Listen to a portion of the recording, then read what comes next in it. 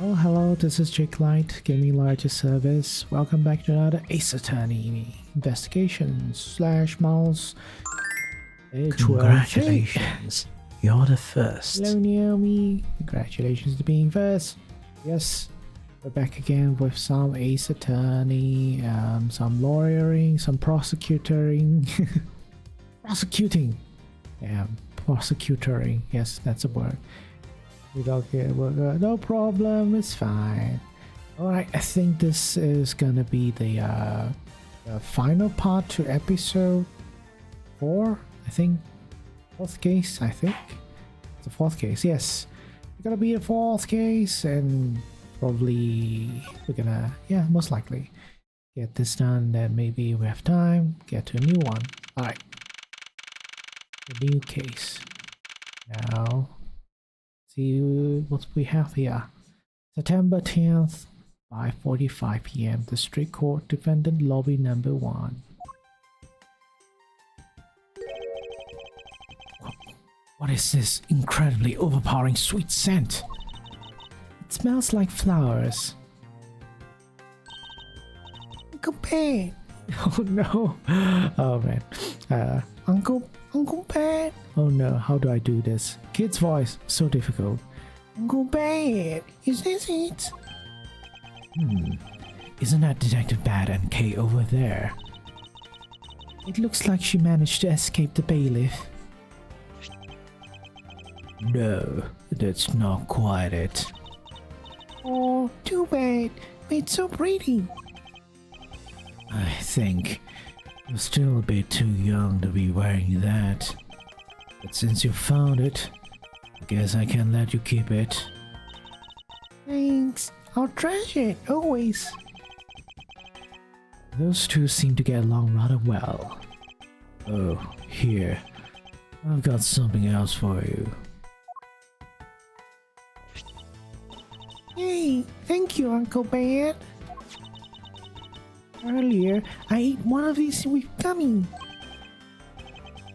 Gummy? Oh, you mean gumshoe. Gummies! He was trying to be nice to me because I was gonna get in trouble. And then he got in trouble because he lied to protect me. Gummy. Go, I guess. I don't know. I know he didn't kill Daddy. Don't cry. Faraday would be sad if he saw you crying. I'm not crying. Okay. Oh, it's the mister from before and the lady too. Don't you think it would be a good idea to go home for the time being? You're not involved in the investigation, so it's for the best if you do. Actually, I'm Uncle Pat's assistant. I'm related to the investigation. Is that so, Detective Bad? Yeah, I guess. If you want to call Francisca to call that lady. What? You were just scolding us like kids to not mess up the crime scene. And now you let this child run free? Why? People are free to investigate things outside the controlled crime scene. You also had a few things you wanted to look into. Got a problem with that? Okay.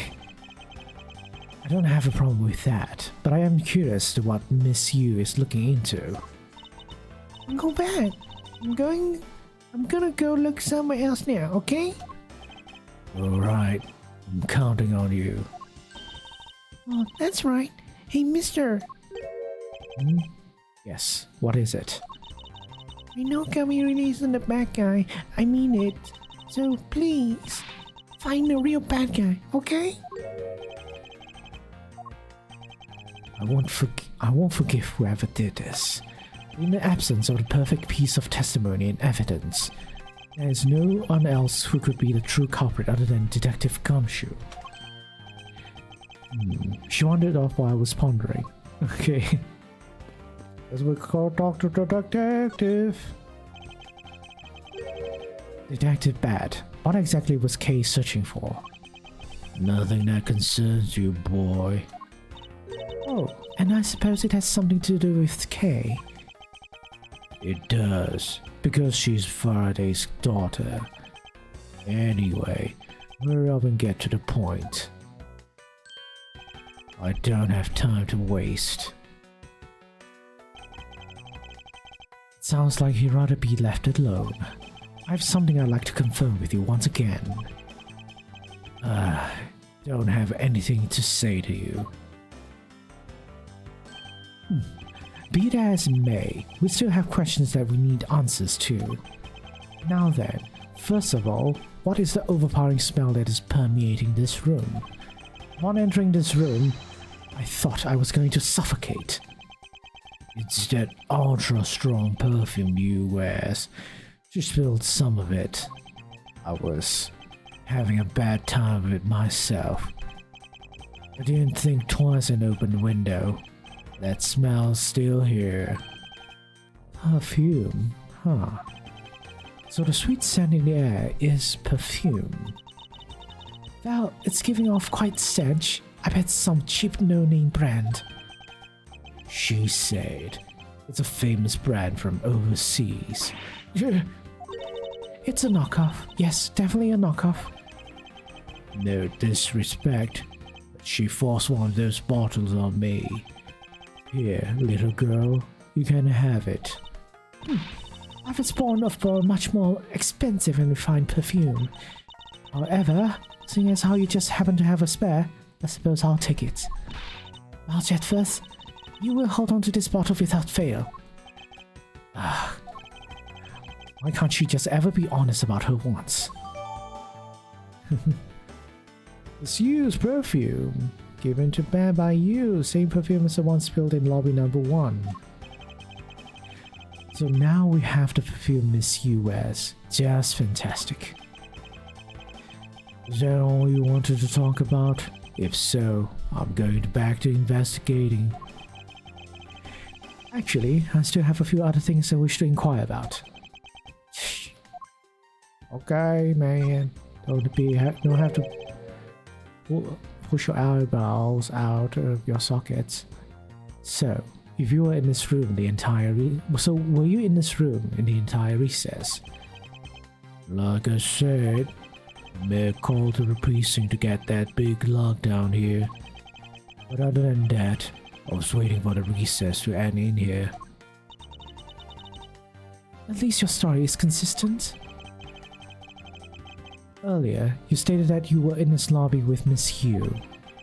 Yeah, I ran into her in the hallway. She said she wanted to talk to me about something, so we came in here. Then, what you're saying is that until Detective Gumshoe's arrival, you and Miss Yu were in 2 different locations. Yes, I am. Interesting.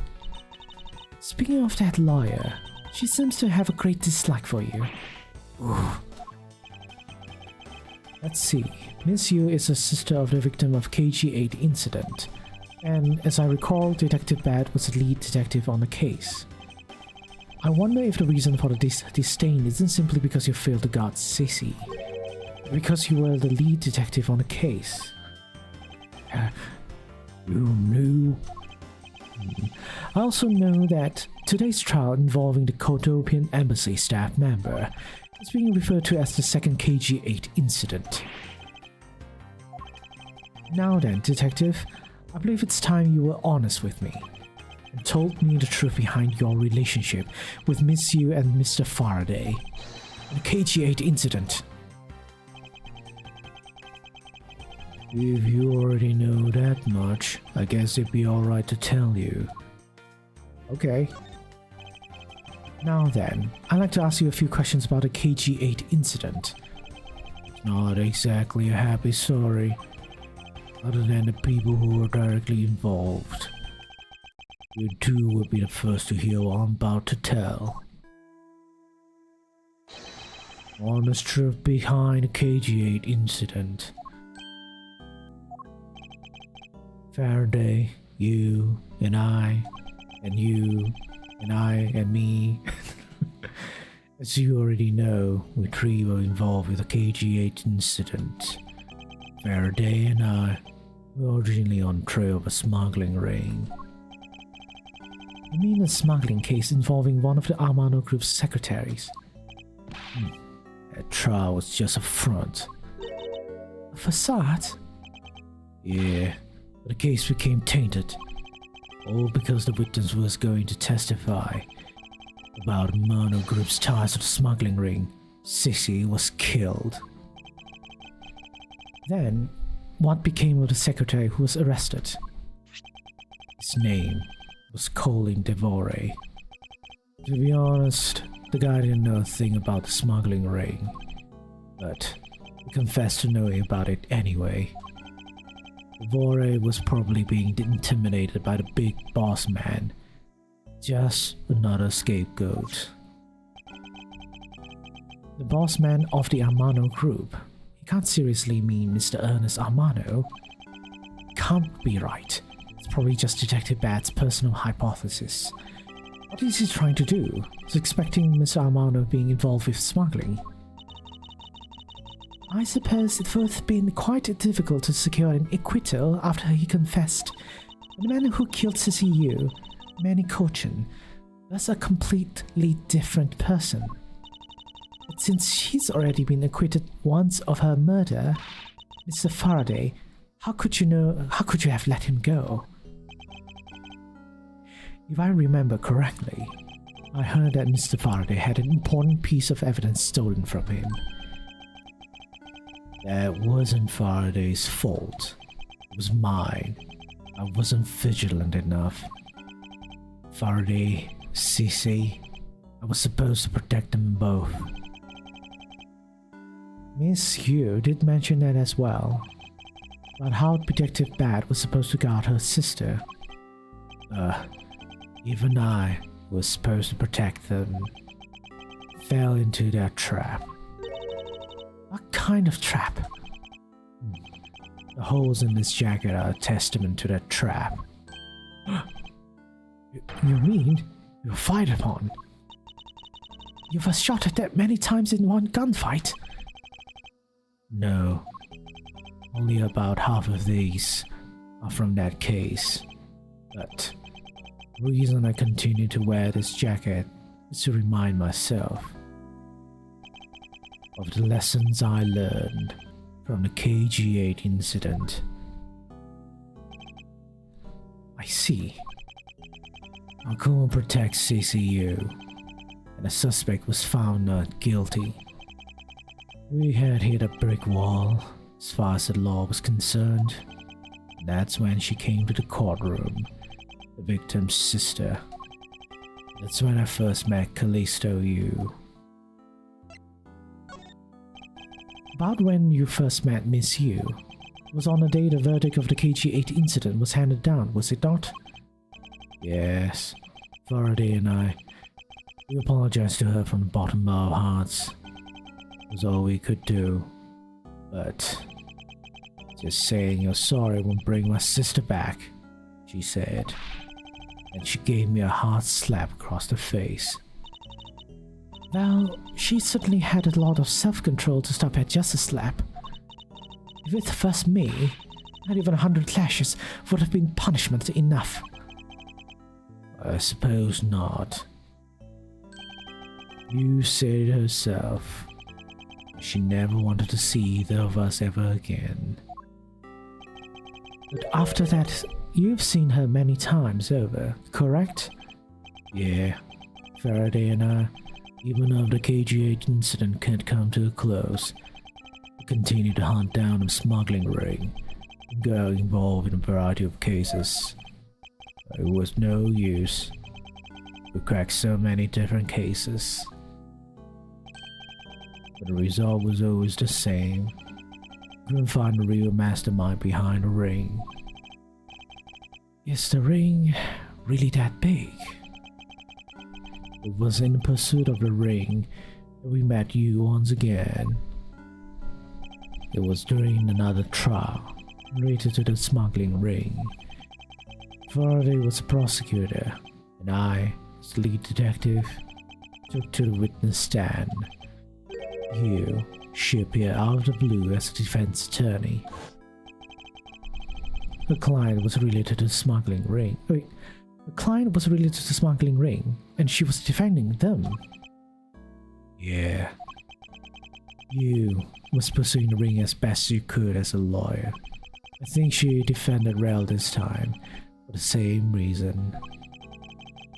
Come to think of it, Miss Yu did say something to the same effect.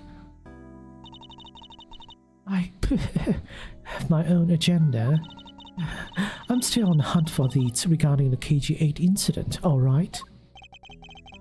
And for that, you have not a single qualm about defending a known killer.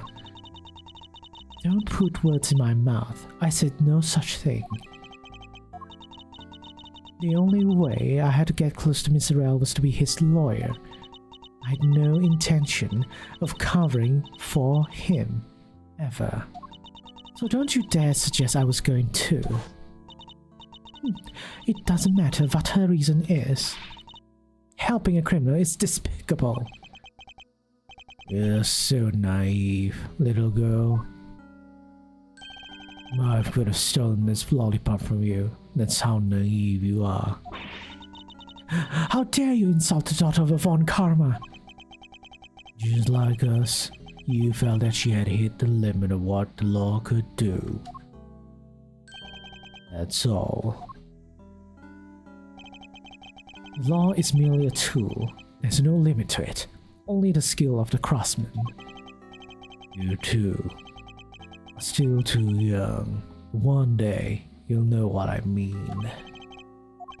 But enough sidetracking. What matters is that we met you again in pursuit of the smuggling ring. That's all. So yeah, he's not actually smoking. He's eating a lollipop. So, what was your relation to Mr. Faraday? You even seem to know Kay fairly well. I met him, and he was a rookie prosecutor. Know him ever since. And Kay, I've known her since the day she was born. Faraday and I, we cracked quite a few cases together. But you two seem to have made no progress at all in the Yatagarasu case. If your boo is sharp, you may need to see a doctor about it. Oh no! Neon! Yes. Did we touch a nerve?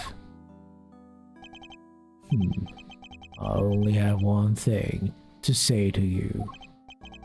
No one knew more about that Yatagarasu than me and Faraday. That's why I was called upon to testify in today's trial. To prove that Rel was not the real Yatagarasu. Which I would have done if he hadn't turned around and accused Faraday. Of the accusation, I was asked to testify. But this time, to prove or disprove the accusation, I guess I won't be doing that either. I sense that there's more to that statement than meets the eye.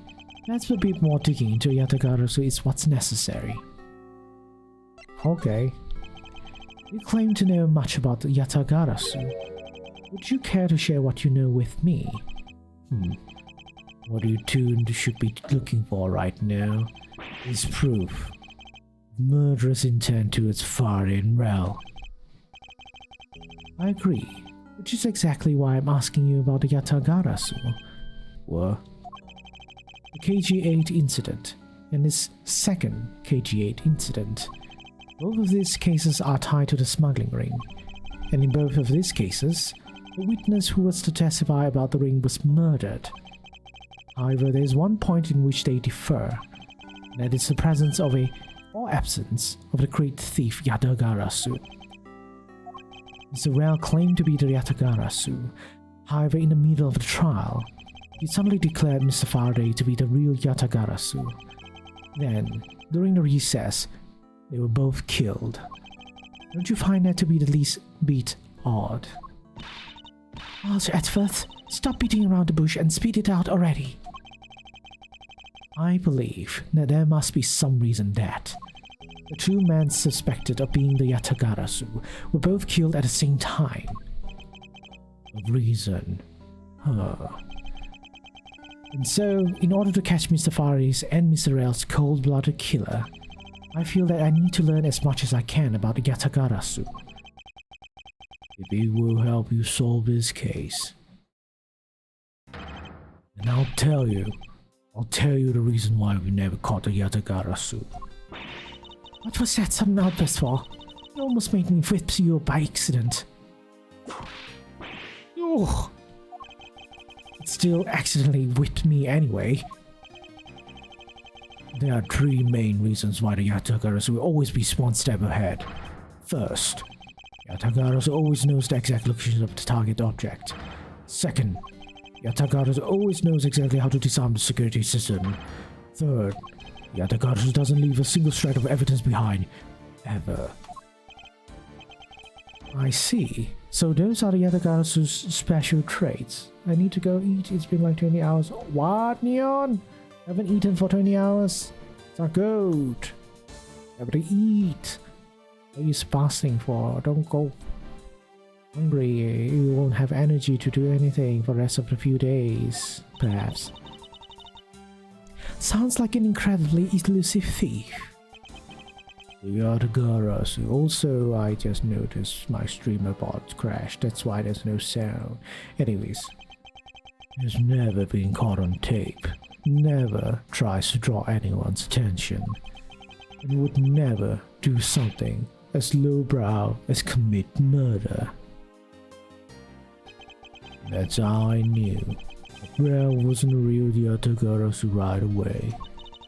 But you can't use that sort of logic on its own to prove that he wasn't. Listen, little girl, I'm not done talking yet. What's different about this time was that evidence related to the smuggling ring was sent to the police. And the sender was none other than the one who infiltrated the Kodopian embassy, the Yatagarasu. The Yatagarasu sent the evidence. Until now, the Yatagarasu always publicize any corrupt dealings through the mass media. But not this time. Evidence this time was something only Faraday and I, and a select few others knew about. In that case, how can you be so sure it was the Yatagarasu who sent it? That's easy. A special card that only Yatagarasu uses was attached. That's how I can be so sure. And just what sort of card is it? Here, take a look at this article. Oh, excuse me. Whenever the Yatagarasu wants to publicize something, a white card is sent along with stolen information. But when we questioned Rao about what was sent along with white card, Rao had no idea what it was. And that's how Detective Band knew that Mr. Rao was a phony. Thank you very much. I have a much better understanding of the Yatagarasu now.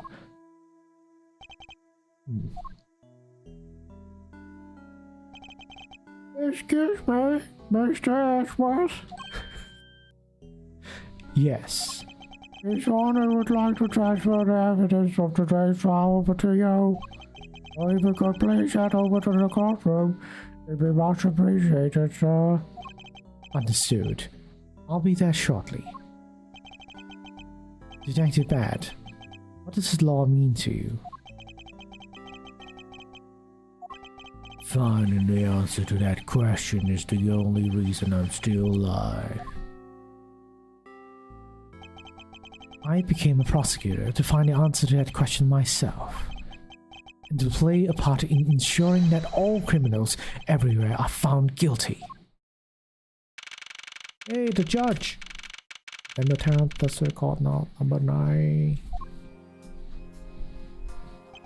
Oh, it's you, Mr. Ashworth. It appears that His Honor is still a bit dispirited. For the first time today, I experienced what it's like to stand at a witness stand. I know I now have a greater appreciation for just how hard it is to give testimony. Well, there's no reason for you to be all depressed about it, Your Honor. As judge, no one expects you to think about anything other than the verdict. Francisca, there is no need to further depress His Honor. But I'm not trying to, Miles. Your Honor. Your Honor, I've come to collect the evidence that was to be transferred to me. Your Honor? The evidence? Your Honor! Oh, you? Yes? Can I help you? I'd like to collect the evidence now, sir. Your Honor, do you think you can stay focused long enough to at least do your job? Yes, I'm sorry. And I would, except that the defense attorney has yet to arrive. She is busy with the investigation, so let's keep this brief, shall we? Very well. In that case, please confirm that all the pieces of evidence are present. Furthermore, the evidence that was used in the murders of Mr. Faraday and Mr. Ray are also included. So please go ahead and use them in your investigation into their case. Understood, Your Honor. The pieces of evidence that were used in the murder of those two men. This could be a very good chance for me to find new leads regarding their case. And maybe even something that will finally lead me to the truth. I've placed all of the evidence over at the prosecutor's bench for you. I see. Thank you very much. I will go and confirm that they are all accounted for by going to the defense attorney's table.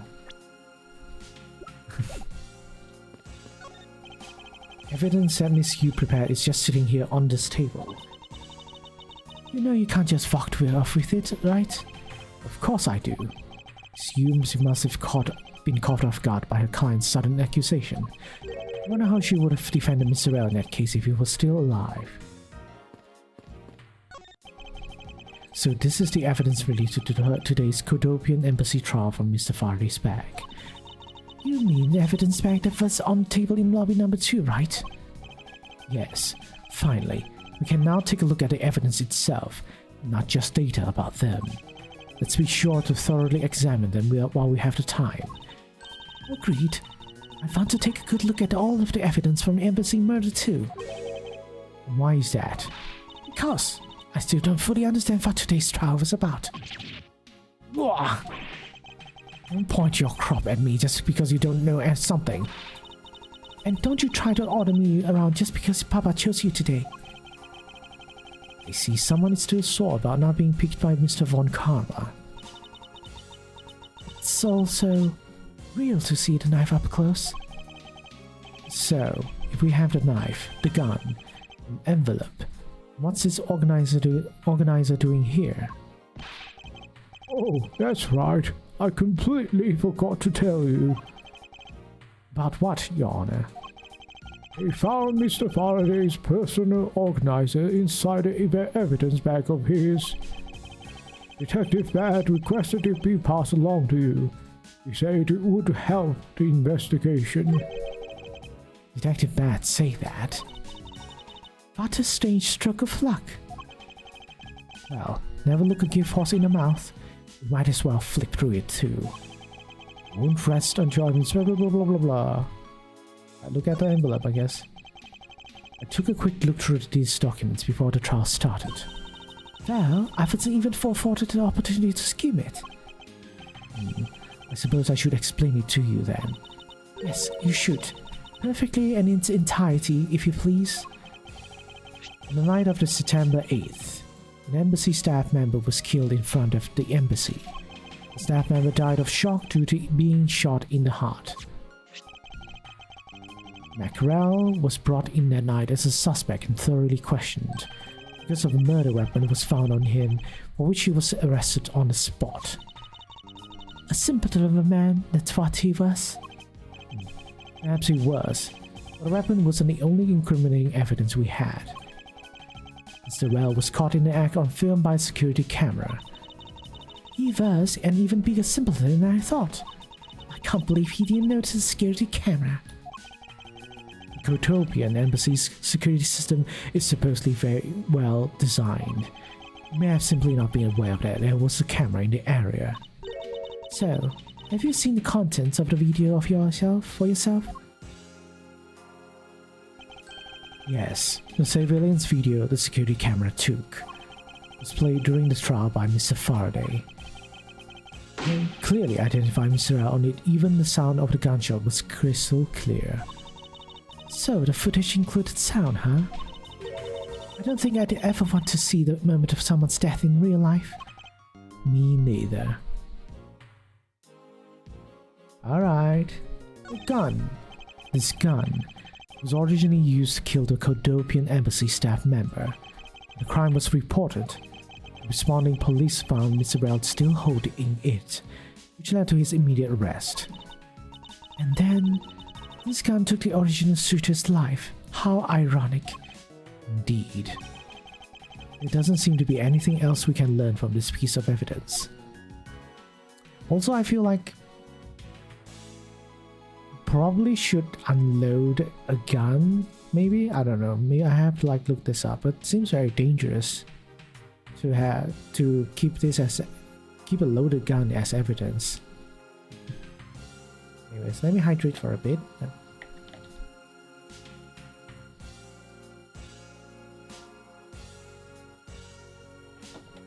My throat is so dry.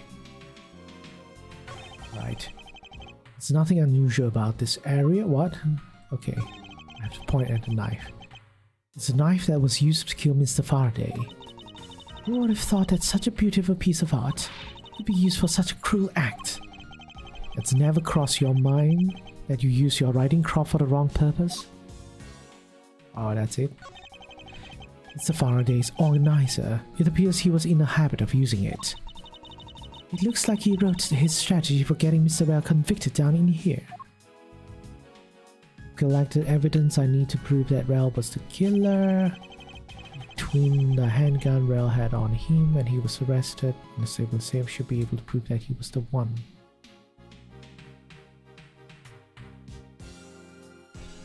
Surveillance tape. Where is the surveillance tape actually? It appears that Mr. Faraday honestly believed that Mr. Well was the killer in the case.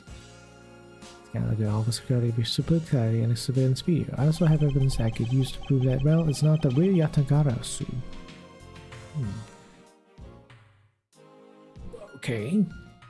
It would also appear that he had proved that Mr. Well was not the Yatagarasu. No matter how he may try to play it, as long as I have the Yatagarasu's key, I can prove he's a phony. If I present it to him in court, it should clear everything up. He apparently also had a very definitive piece of evidence. In a long title, I hope that this will finally bring it to the end. Yes, I believe that Mr. Faraday was well prepared to discredit any claim Mr. Well may have made about being the real Yatagarasu, and a way to prove that Mr. Well was the guilty party in the embassy murder. His organizer is a clue straight from Mr. Faraday. I'll have to take my time and give it a thorough read later. Look, there's a picture stuck between these pages here. It appears to be a key. And a rather ornate one at that. Just look at the design of that handle. The craftsmanship is superb. Could this be the Yatagara's key Mr. Faraday mentioned in his organizer? Hey, this key looks very familiar. Yatagarasu's key? The active badge said something earlier.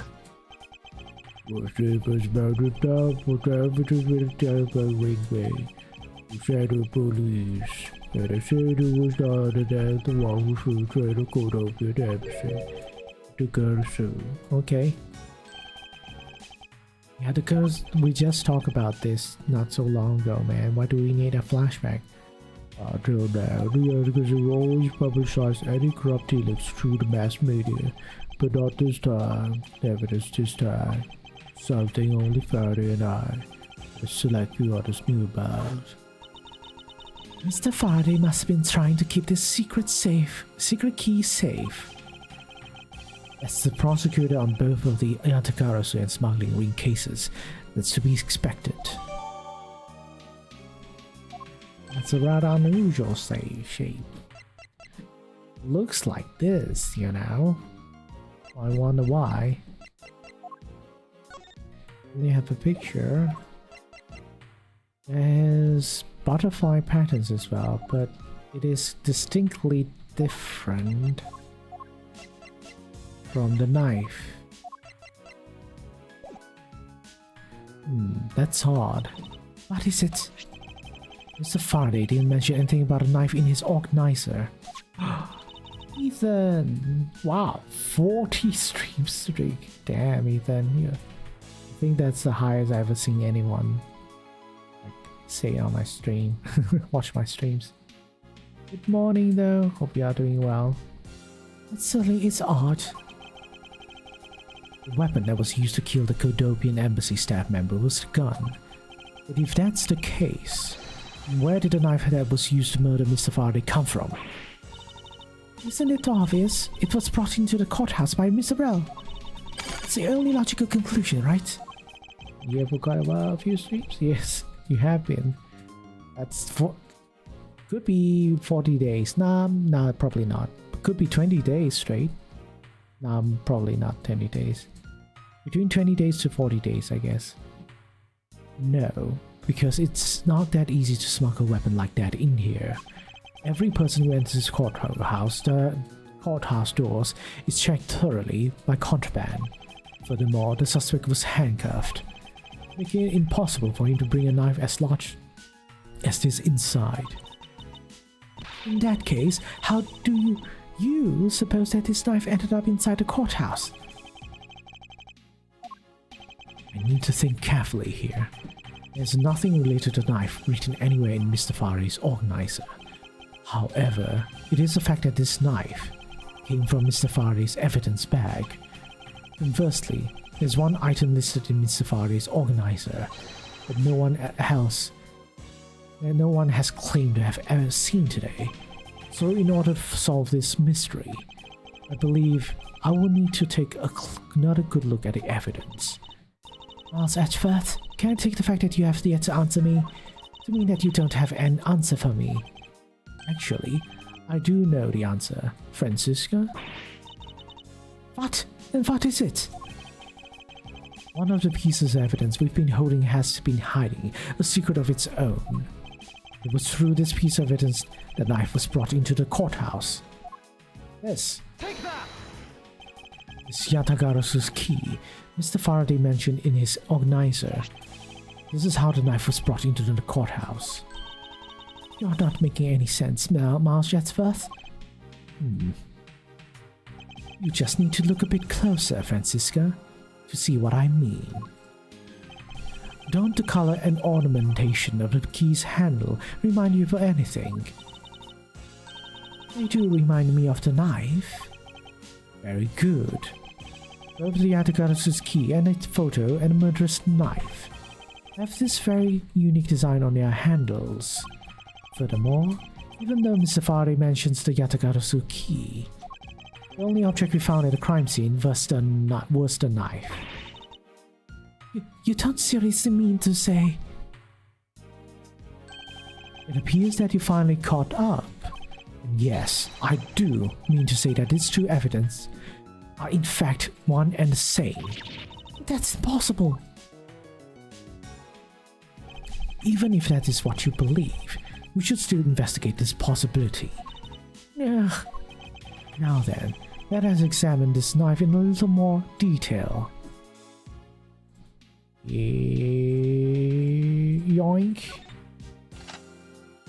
Oh! I absolutely don't know how it works, but I guess that's how it works. I can't believe it turned into a key. To think there was such a trick to this thing. So the weapon used to kill Mr. Faraday is actually the key Yatagarasu stole. This piece of information is more critical than anything we've learned until now. Frankly, I'm shocked. Yes, I should go eat and shower. I need to get ready. I'll be looking, see you later and have fun. Alright, Ethan. Thank you for hanging around for a bit. Hope you have a good shower and food. Mr. Faraday only mentioned a key aspect of this piece of evidence in his organizer.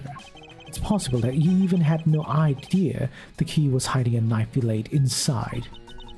If that's true, then only someone who knew about a key to knife trick could have killed Mr. Faraday. Even among law enforcement, this key was top secret. We're looking for someone who knew even more about the key than even Mr. Faraday. Meaning that the only person it could be is the one who sent the key in the first place. The great thief Yatagarasu. And maybe Mr. Rao really was the Yatagarasu. And he first the one who killed Mr. Faraday. Isn't that one possible scenario? No, not really. Especially since Mr. Faraday is absolutely convinced that Mr. Rao was not the Yatagarasu. Besides, as Detective Bat said earlier, we've got to help our shadow worker. No idea what it was. I see. Alright then, I guess the person who knows the trick behind this key is someone else, and the person is a real Yatagarasu. It seems that this key is truly the key to solving this case. Yes, the key to solving the case is the key to solving the case is the key to solving the case.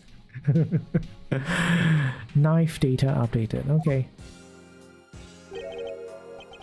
That's odd. We shot one piece of evidence. The piece that's missing is the surveillance video that was played in court. The surveillance video? How could a piece of evidence just disappear? Where did it go? Video showing the moment in which Mr. Rao committed a murder. Where could it have gone indeed? Are you done with your inspection of the evidence? Yes, I'm finished. However, Your Honor, I'm missing a single piece of prosecutorial evidence. Your Honor, were you derelict in your duties? What? No, I dare not lick my duties. What do you take me for? No, Your Honor. The most important piece of evidence in today's trial, the surveillance video, is not amongst the evidence you laid out for me. I brought Mr. Faraday's whole bag with me from the crime scene. So, the judge himself took the evidence bag? Damn. Maybe the tape is still somewhere at the crime scene. Something wrong here. Something about this missing piece of evidence. It would appear that for me to find the answers I seek, I will have to pay another visit to the scene of the crime. Defendant lobby number 2. Oh! It's Long! He's back! September 10, 6 PM to record defendant lobby number 2.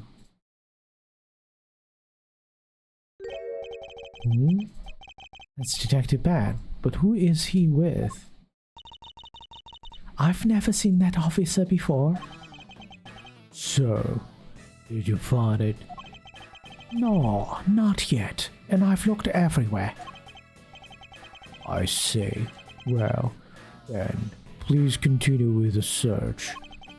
Understood. I'll continue the search. Heh, so you're the one running this show.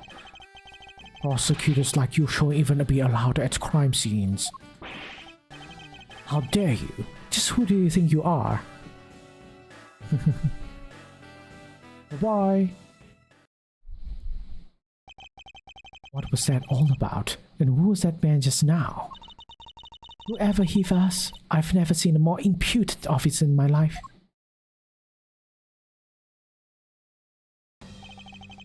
Does he even know we're standing right here behind him?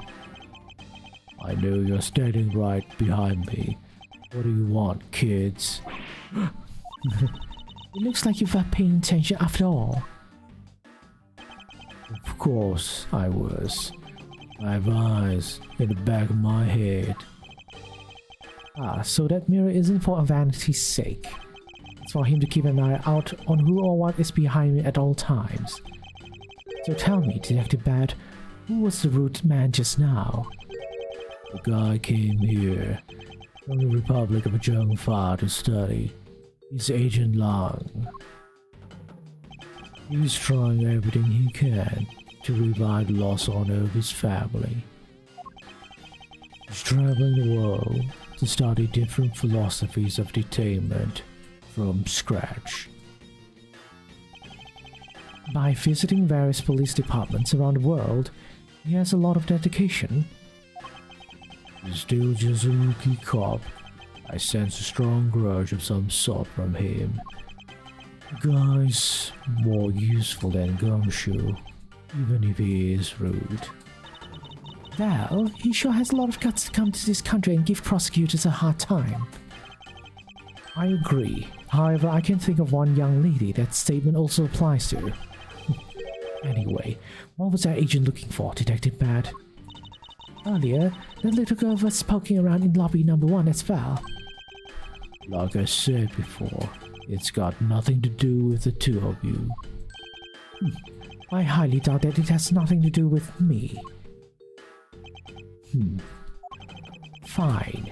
If this is the game I must play, then I will take this opportunity to draw out what he's been hiding and what happened in this room right straight from him. Earlier, you were in lobby number 1, and now you're in lobby number 2. You're quite a busy man, Detective Bad. Multiple returns to the crime scene brings about success. That's what we detectives say. I see. In that case, you wouldn't mind if I asked about what happened again, correct? I don't have anything left to say to you, boy. Boy, you'll see. I will draw my answer from you, one way or another. Would it kill you to help us even a tiny bit in our investigation? I gave Friday's notebook to the judge earlier. That's help enough, don't you think? Please, we're asking you for just a bit more of your cooperation. Don't push me, kid. I'd like to ask once again about what happened around here at the time of the crime. I refuse to answer. Any more investigation you do would be a waste of time.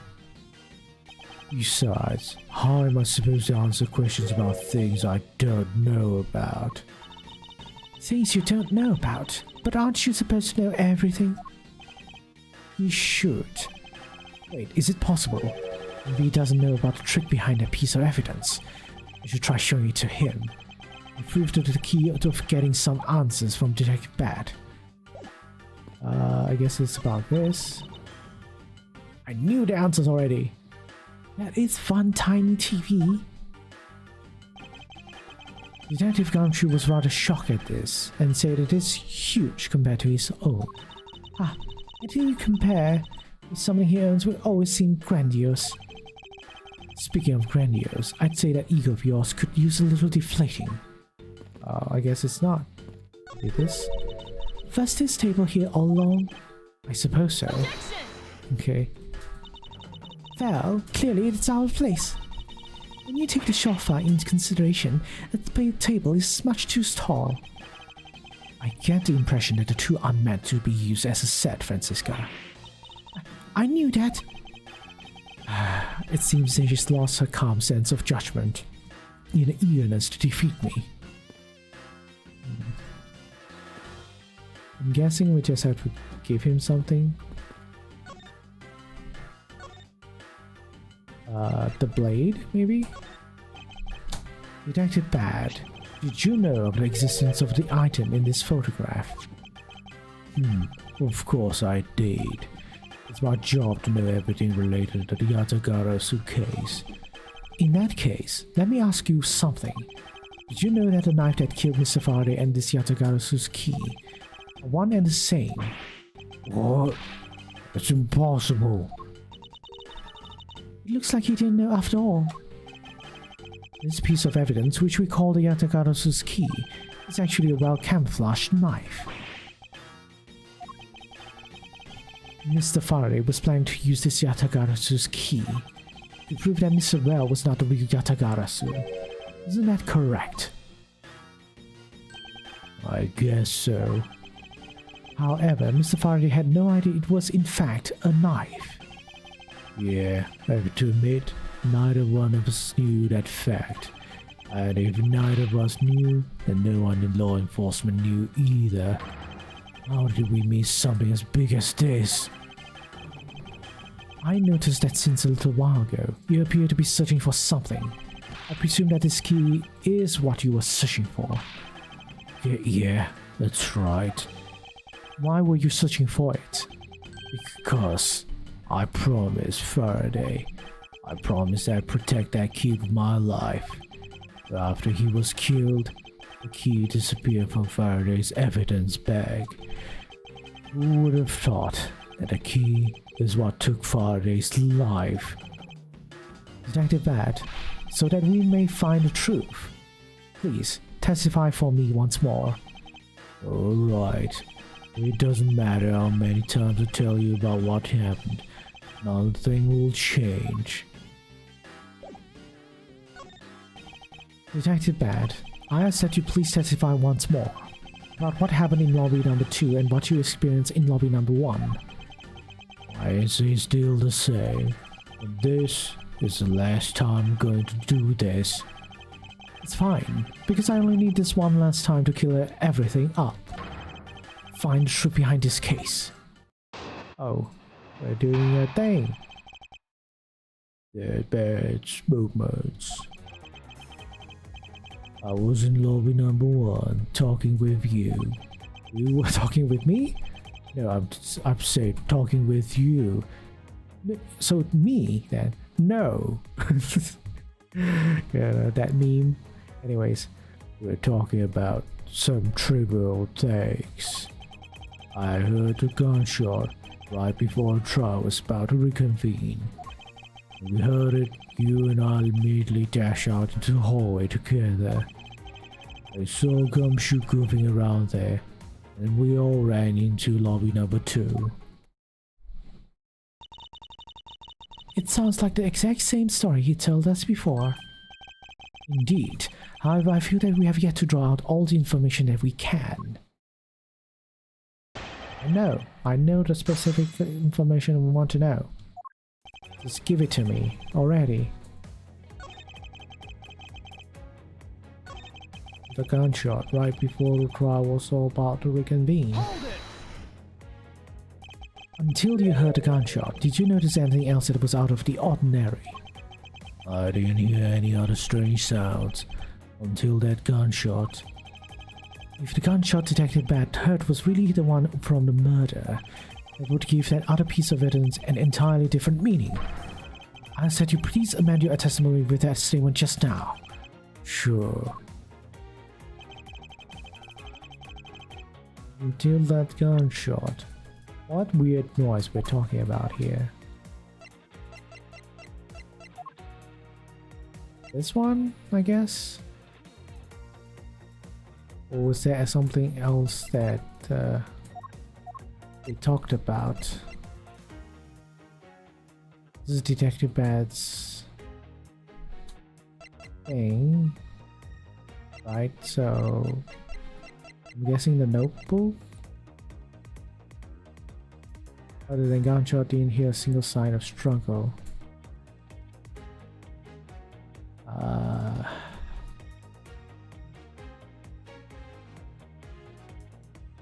What else is this strange? Detective Gumshoe's testimony seems to be corroborating what Bad has said. Other than the gunshot in his single song, the only thing left I can know for certain is this one, but let me just press this. Detective Bad, you honestly don't remember hearing anything else?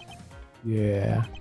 Is it possible that you were so involved in your conversation that you missed something?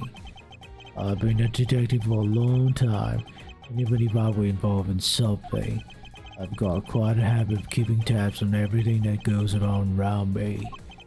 If there had been some strange sound, you can be sure I would have heard it. I suppose if it is detective, it's probably very likely. So, the gunshot.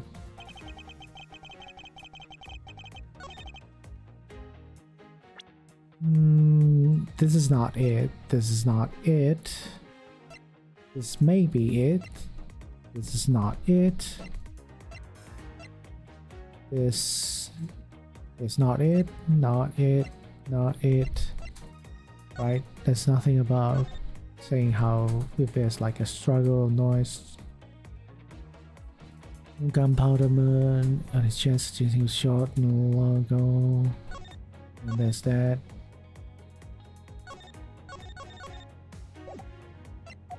Fountain pen doesn't have anything about that. This roll doesn't have anything. Apparently nothing on this. This is his own statement. Right, so what about this then? Objection! It is that. Yeah, process of elimination can only be this then. Detective Bad, does this balloon fragment remind you of anything? It's the same color as the one Kay was holding. Oh, so you knew about the girl's balloon? Yeah, I was sitting with her up in the gallery. During recess, just before we split up, I filled that balloon up for her. Well, as you may have already surmised, this piece did indeed come from Kay's balloon. So, what about the balloon? I wonder if you might remember hearing this balloon pop at some point. What are you getting at?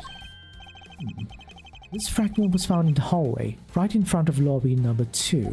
Furthermore, it was the sound of this balloon popping that the judge mistook as a gunshot.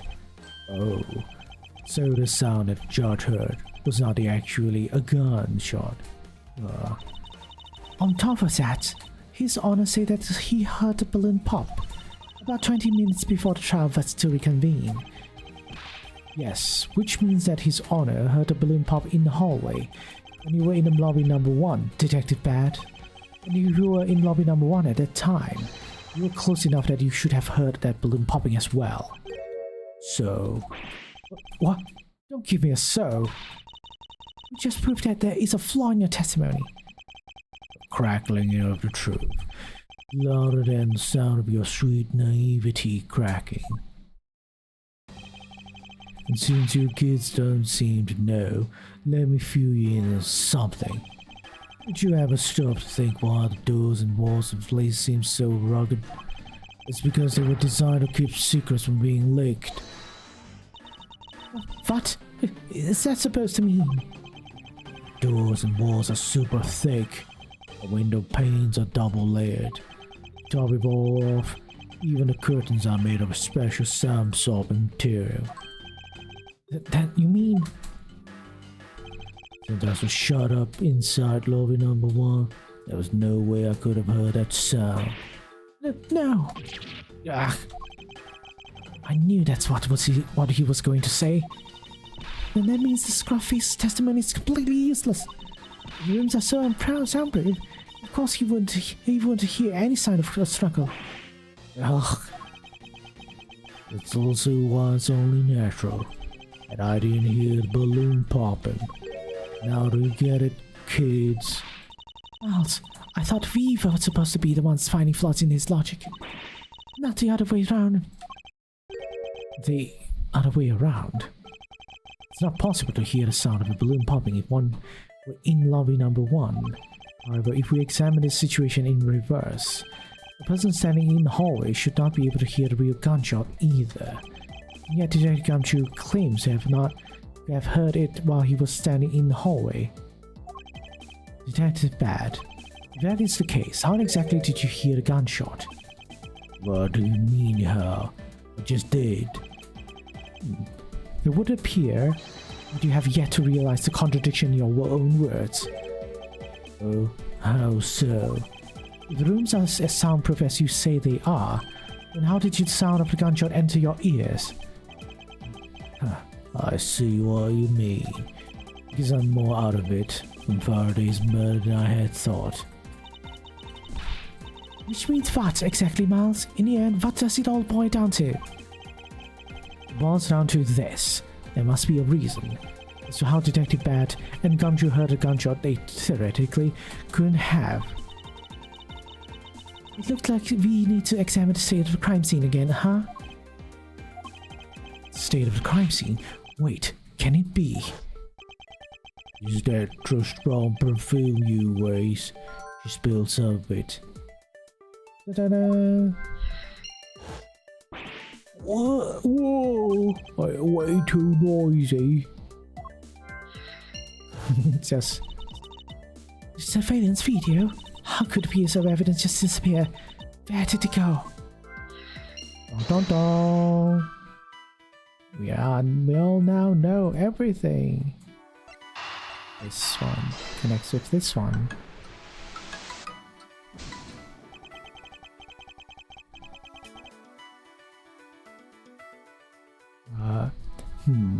The pieces don't fit together quite right. Oh, no! No! Okay.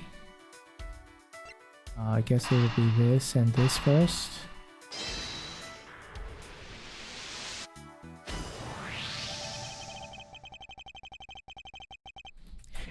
It's simply not possible for the killer to have escaped through barred windows. And yet the fragrance of the perfume managed to escape from defendant lobby number 1. Of course, incorporeal things can move freely through these open barred windows. Criminal couldn't have made it through, but what about incorporeal things?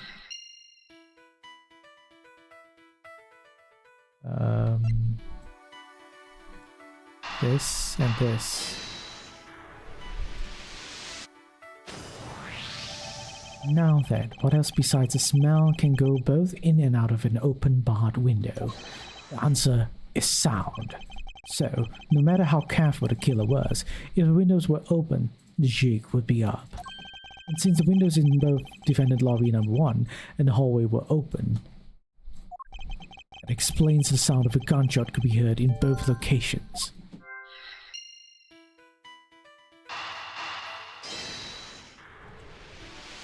Chunk. The missing piece of evidence is a video that shows the moment in which Mr. Rell killed the embassy staff member. The sound of the gunshot left quite an impression on me when it was played during trial. The video should have been returned to Mr. Faraday's evidence bag for recess and brought back here. If it disappeared after that time, and it's possible that the tape is still here in this room. Eureka!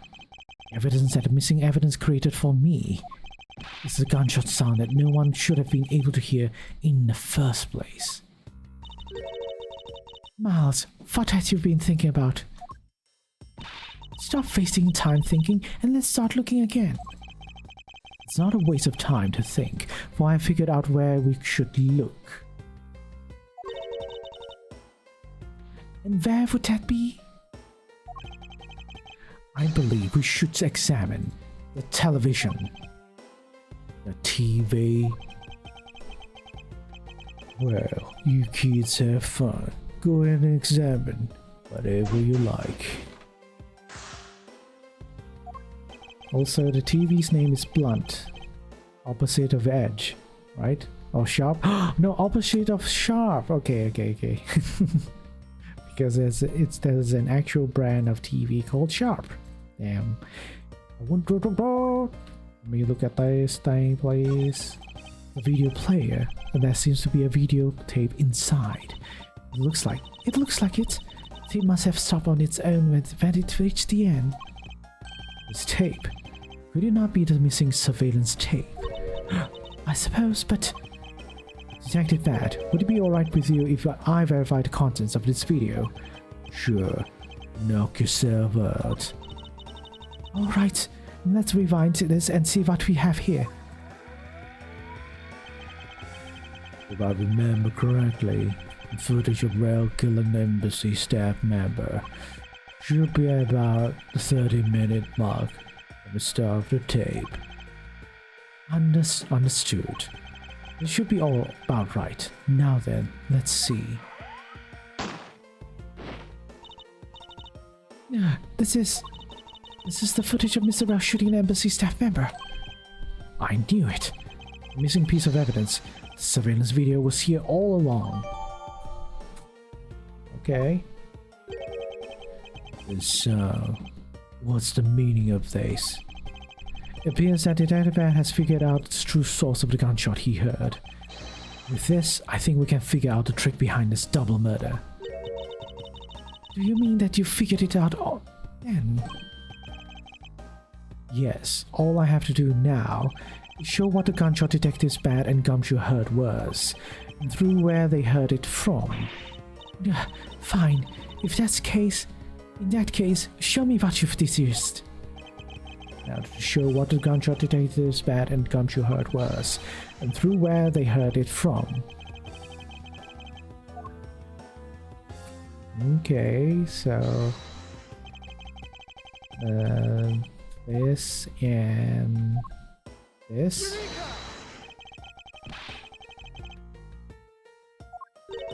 Oh no! Wrong, I'm wrong apparently. And then I go kaboom!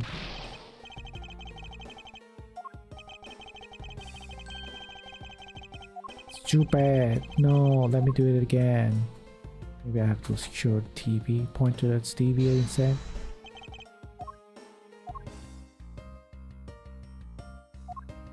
Oh yeah, not the tape. Ah, shit. Okay. I don't want to make a mistake again. Just gonna look at a walkthrough.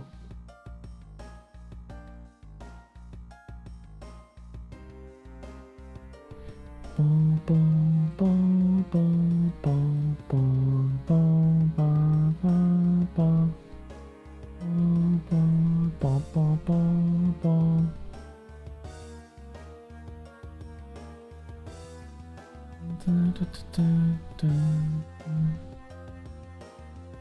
Okay, this. Right now, voice, investigate. Sales videos had to highlight the open window and deduce civilians. Okay, apparently not that one. Right. If the door and the windows to the crime scene, namely this room that we're in, were closed, the killer could have used the gun and no one would have been the wiser. It's true. This courthouse does seem to be well designed for such a thing, as it were. However, what happened in reality was Detective Gumshoe, Detective Bad, and Miss Yu, all three of them heard a gunshot. Well, the windows in lobby number 1 and number 2 and the hallways were open, so naturally, the people in those locations could hear it. Ah, then why would the criminal open the window in the first place? Allow the gunshot to be heard, I suppose.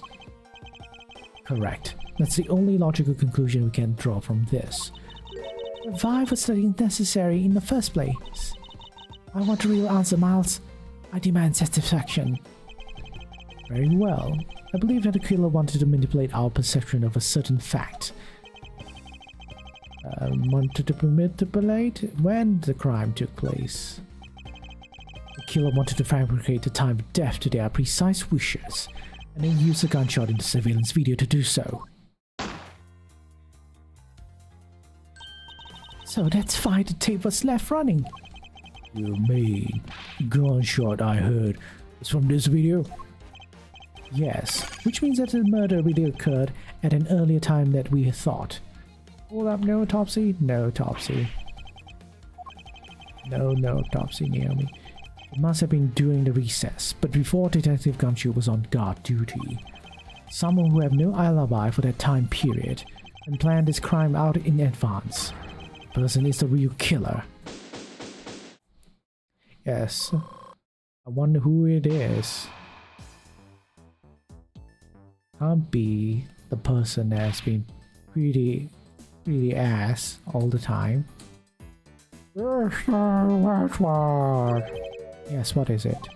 Michelle is asking for you. She's in the courtroom. She says that she's identified the murderer, but that she wants to give us something. It looks like Miss Yu is still investigating something. Understood. Please tell her that I will be right over. Well, come along. I want to hear what she has to say. It would appear that the time has come to uncover the truth. All be continued. Alright. Let me rest a bit, and then we will finally reveal the truth of everything.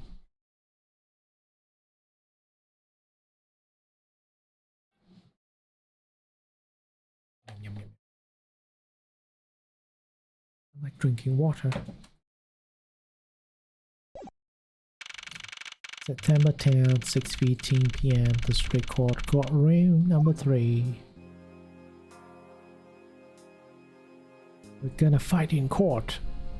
Weirdly.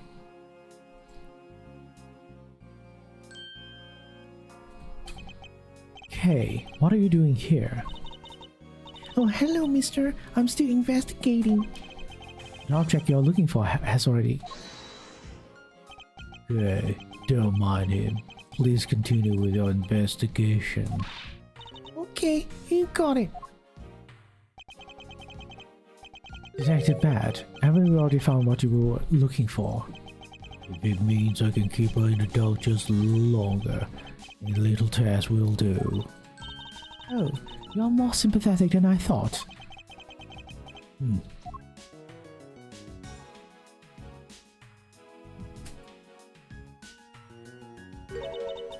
I've been waiting for you, Mr. Edgeworth. Oh, sorry, no, that's Ziska's voice. I've also been waiting for the moment in which we can finally lay this case to rest. The moment in which we can finally lay this case to rest? Wasn't that when we placed Detective Gumshoe under arrest? I think we're more than solved this case already, don't you? We'll see. It all depends on whether or not your logic holds. Oh, I see we even have a view in a gallery, and why, even Mr. Bad is here. A viewer in the gallery? I'm hardly just a bystander. I have a duty to see this case through to the end, no matter how it turns out. Oh, is that right? Anyway, I thought you might like to hear what I have slaved away to find out. I've taken statements on every single person's movements during the time when our suspect was in the hallway. I also confirmed that there's no possible route of escape from lobby number 2. Therefore, the killer must without a doubt be Detective Gumshoe. And that's all you have. Yeah, that's all there is to my conclusion in this case. Sorry, but I beg to differ. In a trial, there's always time for a rebuttal, and we are standing in a court of law. It would be more than appropriate to follow the rules of court in this case, don't you think? How absolutely like a rookie to think such a thing. Alright, I'll play along and give you a proper testimony. If my logic's correct, then I've already won. All I have to do now is to prove it. Showing who is the real killer is. Misuse argument. Everyone, sans the suspect, has an alibi for when the gun went off. Furthermore, the areas around the crime scene have all been thoroughly investigated, right? I also confirmed that there's no possible escape route from lobby number 2, which leaves us with one unshakable conclusion, that Detective Gumshoe is the killer. Now that you have your testimony, I expect a good rebuttal, Edgeworth.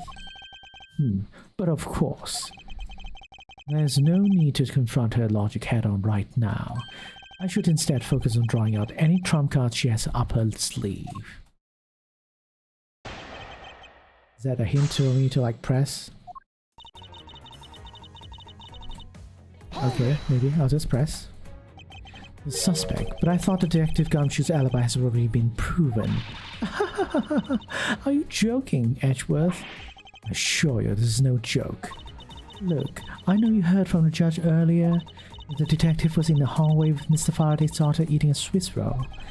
Yes, that is correct. But see, that was 20 minutes before the real gunshot went off, right? And the problem is, there's no one else who can corroborate what he did since the snacking. I see she's done her research well, which means that I should focus on drawing out whatever trump cards she's withholding. Hold it! I'm gonna press this still. Whether they have been thoroughly investigated or not is for me to decide. The scrunched eyebrows and lines on your forehead are packed. Anyway, even if you believe it hasn't been exhaustive, the crime scene, lobby number 2, has no way out other than the hallway Detective Gumshoe was standing in. Because he claimed to be there, that makes him the only possible suspect. Isn't it also possible that someone escaped through the window and into the garden? That's the first place everyone looks, silly. The police aren't a bunch of lazy bums. Look into every possibility, you know. Isn't that right, Mr. Bad? Yeah, there wasn't a scrap of evidence to suggest someone used one of the windows. There also weren't any footprints of anything in the courtyard garden. I suppose they... Okay, it's the same thing, and over again.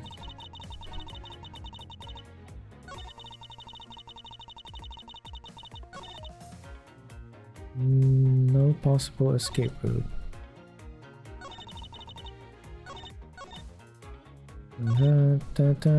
I pressed this and pressed... Did I press this? Are you absolutely positive there are no possible routes of escape? Of course I am sure. Then why are you so certain? This is a courthouse, the place where criminals are brought to be judged. If there was an escape route, I'm sure every criminal would be using it to escape. It's just common sense. Oh, Chatsworth, I suggest you use a bit more of it in the future. Fuck. Hold it! I'll press everything. If I can't, then I don't know, man. All this statement isn't really something I can contradict. You may think it's unshakable, but to me there are still too many unanswered questions. For example, who is it that placed the gun in Mr. Faraday's hand? But you're the only one still wondering that. Detective Gumshoe probably had no idea which hand Mr. Faraday used to write with. Even if you know someone, it doesn't mean you'll know which hand they write with, right? I mean, I certainly don't care about that sort of thing.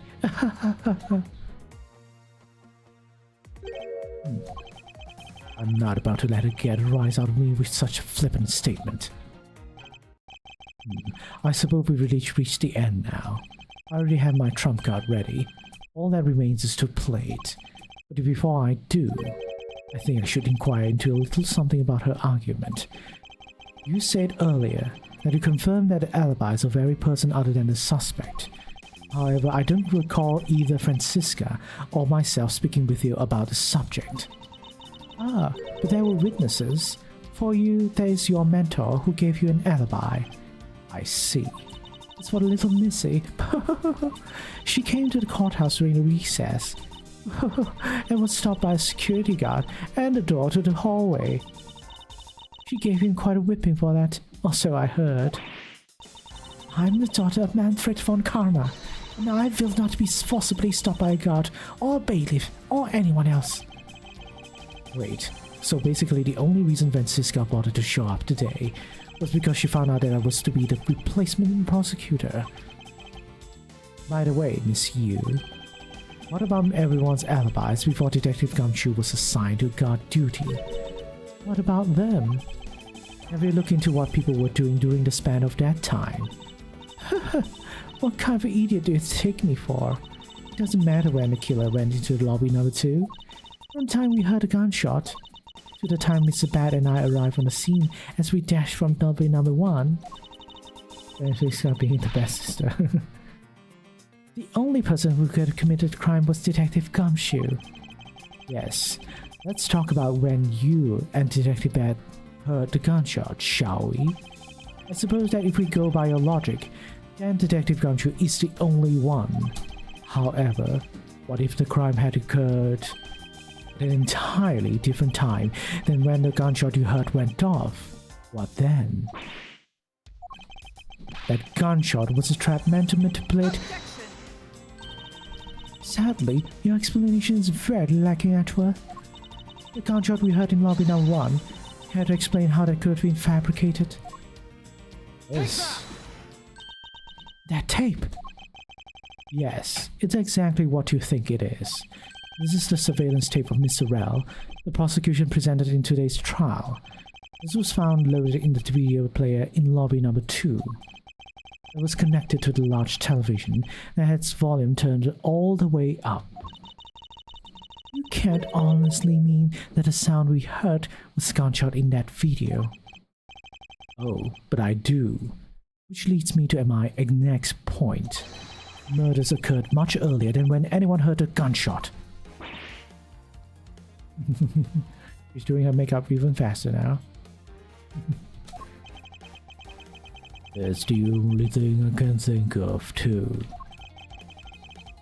After committing double homicide, the killer took the surveillance video out from Mr. Faraday's evidence bag, turned the television's volume all the way up, and left the video to play.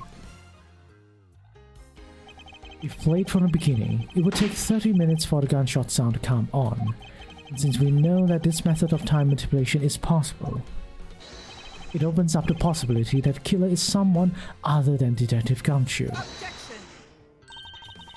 Sounds from the television doesn't amount to much here, but of course, Mr. Prosecutor Edgeworth and little Miss Von Karma already knew that much from the very beginning, right?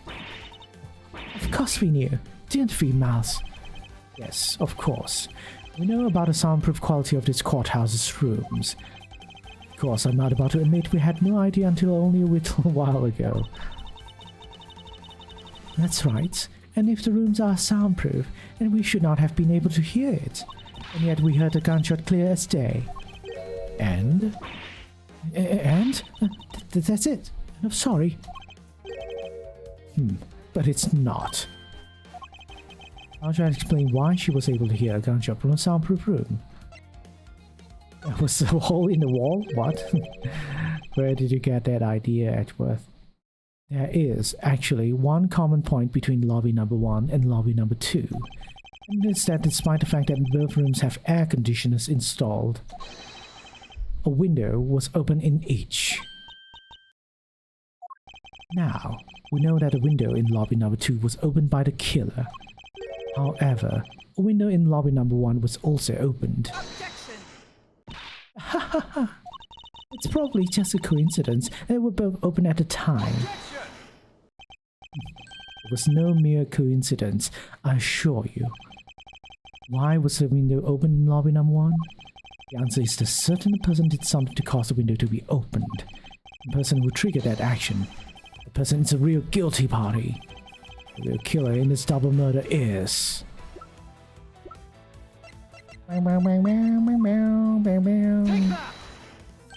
Miss Callisto Yu, I hereby formally indict you of the murder of Mr. Faraday and Mr. Rell.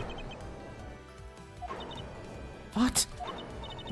You indict me? Are you serious, Miles? Why do you think she is the killer? I don't understand her motive just yet. But of course, I'm serious. Because she is the only one who could have done it. Well, Miss Yu, do you still feel like laughing now? Ha ha ha ha. Of course I do, Miss Edgeworth. My argument must not be tight enough yet. Although, I never thought things would spiral into this. I'll have you know, I'm enjoying this dance quite a bit. I guess this means it's time for my own rebuttal now, right?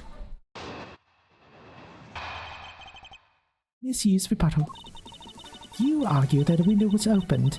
However, do you have proof it was I who did that? Furthermore, do you have proof that the tape was used in committing the crime? Frankly, I'm shocked at you for going around accusing people of murder like this, especially if your logic's full of holes as yours. This is where it really starts. I mustn't let my guard down for even a second, or truth will blow away. Now is the time to put the patented Von Karma perfect proof to the test. Well,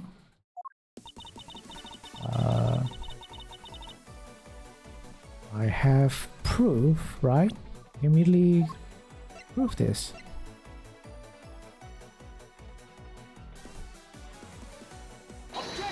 Yeah, this is it. I don't need to press anything, it just gives me the answer. I'm sure you've seen this before, haven't you, Miss Yu? Ashworth, I never knew you were into wearing that kind of perfume. It's not exactly what I'd recommend for boys, you know. What? This is mine. That's right, it's mine. I received it from Detective Bat, you see? Miss Yu, you can pretend all you like, but we know that at least this much is for sure. That you are the one who gave this bottle of perfume to Detective Bat. And yet you're super easy to roll up. So, what about the perfume? While you were in lobby number 1, you made a big show of spilling some of this perfume. That's according to Detective Bat. Oh, I know. You also knew that if you spilled it, he would naturally move to open a window. Objection. Come now, I already told you that's all just a big coincidence. After all, we opened the window in lobby number 1, I just left it open, you know? So maybe it was just dumb luck that we heard the gunshot through the window. Objection. The timing when you were going to spill the perfume is something you could control. The most important fact about this case is when people were made to hear the shot. Furthermore, it would have been pointless if you didn't have an alibi for yourself at the time. You mean... Miss Yu, you were the one who called Detective Bat into lobby number 1. When you saw him bring Detective Gumshoe into the hallway. Is that correct? All of today's premeditated events could only have been brought thought by you, Miss Yu. Yes, she's starting to crack. You accuse me of murder on the fact that I spilled a little perfume. Well, allow me to say this much. I couldn't have killed Mr. Faraday. Would you care to testify as to why? Look, I have a lot of fun today, really. But I grow wary of this game of cat and mouse. Let's make this the last testimony, and wrap up this absurd case once and for all.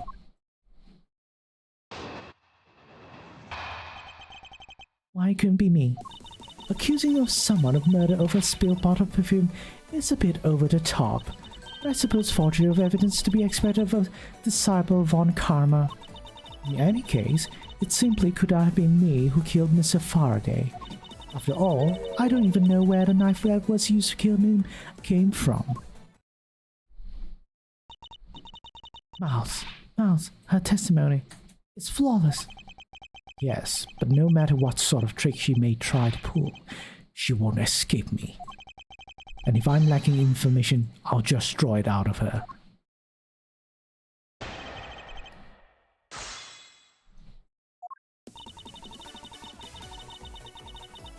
Okay, I suppose forgery speaks of with disciple Von Karma. In that case, simply could have been me who killed Mr. Faraday. Don't know where the knife is. I will press, perhaps, and we'll see from there. Oh, it is good. So I'm supposed to press it. At this rate, she will inevitably escape. But if she really was the one who killed Mr. Faraday, she must have known about the existence of the knife. I'm sorry, Miss Yu. Maybe you weren't aware. However, the knife that was used to kill Mr. Faraday was taken from his evidence bag. Miles, what do you think you're doing? I'm drawing the truth out of her. That's what I'm doing. Huh? I don't recall a knife being presented at the trial earlier today. Well, I suppose that's because the evidence was something Mr. Faraday had yet to use. So that's what you're trying to do. Look, why don't you cut it out with lies? I've already figured you out. There was no knife inside Mr. Faraday's evidence bag. The only evidence he had yet to present was the key that Yatagarasu had sent. And unless a key can magically turn into a knife, you really don't have a leg to stand on. Ha ha ha! Did you really think you could trap me? Come now, be honest. I never intended to do such a thing. It was all a misunderstanding of my part. In any case, I wonder if you might append what you just said to your testimony. Sure, why not? I'll even say it as many times you'd like.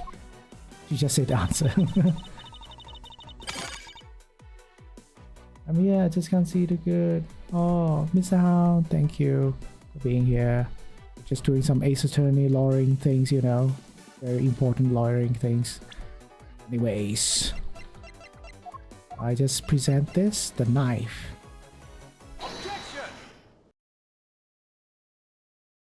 Miss Yu, I wonder if you might take a look at this photo for me.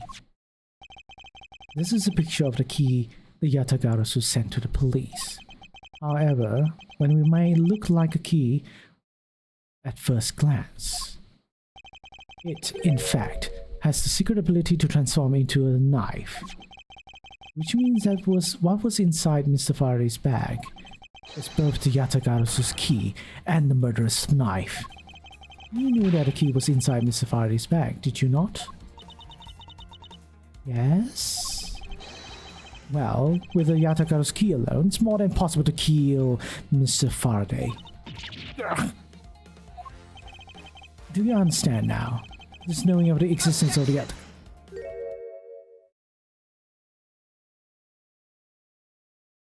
Stop thinking, do your makeup. I still haven't had a good look at it. Showing it to me from that far away, you could be lying for all I know. You would, even now, still feign ignorance. I'm not feigning anything. We can't have you accusing me of a crime with false evidence, now can we? I mean, Mr. Von Karma, I heard some very interesting rumors about him. Are you mocking my papa? Don't you dare sully the good name of my mentor. Oof. If only you knew. Now take a good look. This piece of evidence is more than real. Wow, who knew there was such a trick to this thing? Are you satisfied now? But of course, you knew from the very beginning, didn't you? You knew that the knife and the Yatagarasu key are one and the same. Otherwise, someone like you, who is a member of the law enforcement, and who would have never been privy to this trick, would have never known about it to begin with. Furthermore, there's something that the Yatagarasu sent to the police. How did you have knowledge as to what it was? Actually, I heard it from Mr. Faraday. Just before he dragged Mr. Rao off, he told me. Oh, that's right, I almost forgot. He also told me about a key turning into a knife at that time. But he didn't tell me about how the key actually transforms. What you are saying is simply not possible. Oh, and why not? Because Mr. Faraday himself didn't know about the hidden knife within the key. For within these pages he mentions nothing about a knife. You blatantly lied. I'm not sure he would have written everything in his organizer, you know? Would have something of this important be better left to oral or communication? Unfortunately, that is also impossible, because Detective Bat didn't know about the knife aspect either. What would have been highly classified information, even within the police force, and is something that even the lead detective on the case didn't know. Why would Mr. Faraday have felt the need to share such information with the opposition? Yeah, I guess he wouldn't have much of a reason to. Looks like I gave a pretty lame excuse, huh? How can you laugh at a time like this? She probably just realized the flaw in her logic. It's actually in the panic of it. It's not something we need to concern ourselves with. I suppose you're right. Miss Yu, I like to say that I also know how you know the real nature of the knife. Do you know? Do you now? Well, why don't you put your money where your mouth is and show me? Oh, I will, and I'll wipe that smile off your face by the time we're through. This is it. A moment of truth. The secret behind the Yatagarasu's key. Hydrate. Leave for now. Wisdom system now. Oh no! Okay. Hope all the best to you with wisdom tooth removal. And yeah. Alright, take care, take care. I'm gonna hydrate first.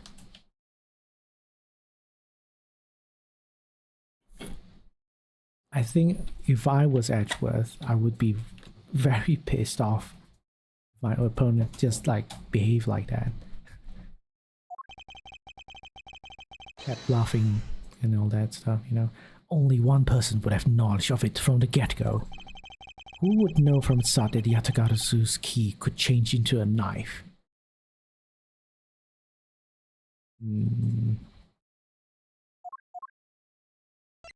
Yatagarasu.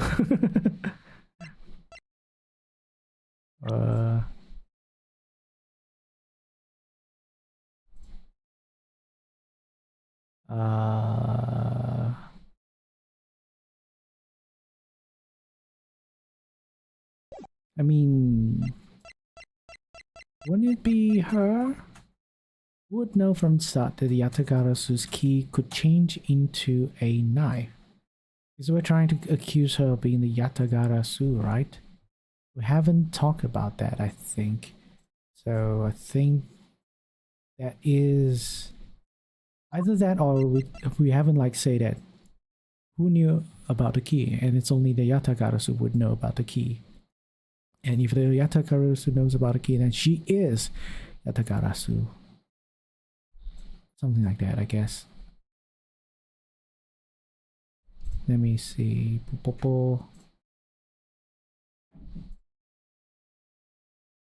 Ah, yeah. Take that! There is only one person who would have known about the dual nature of the key. Aha, and that is? And that is the person who sent the Yatagarasu's key to the police. That is to say, the Yatagarasu herself. Are you saying that this lawyer is the great thief Yatagarasu?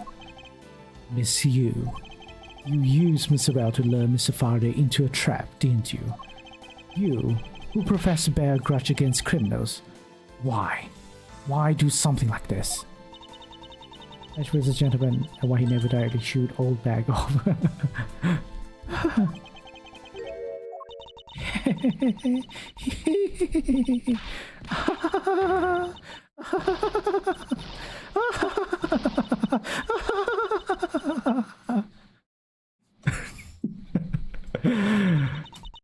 Who would have thought that you,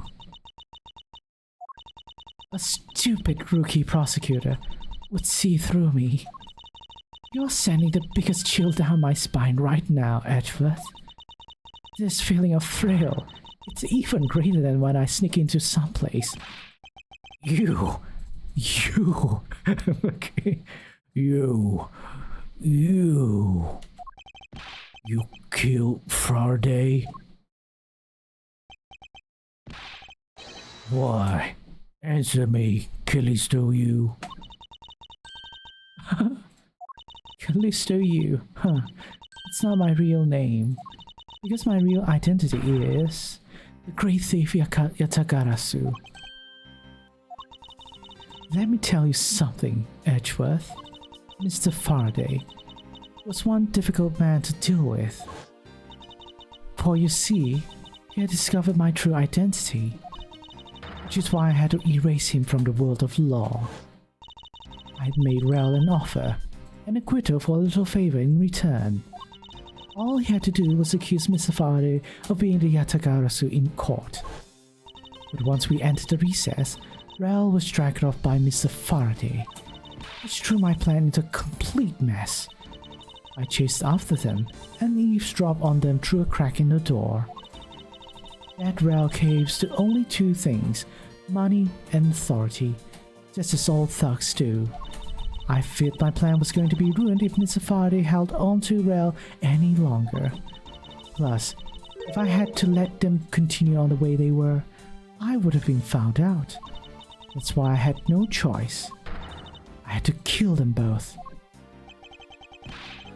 But didn't you say that you despise criminals?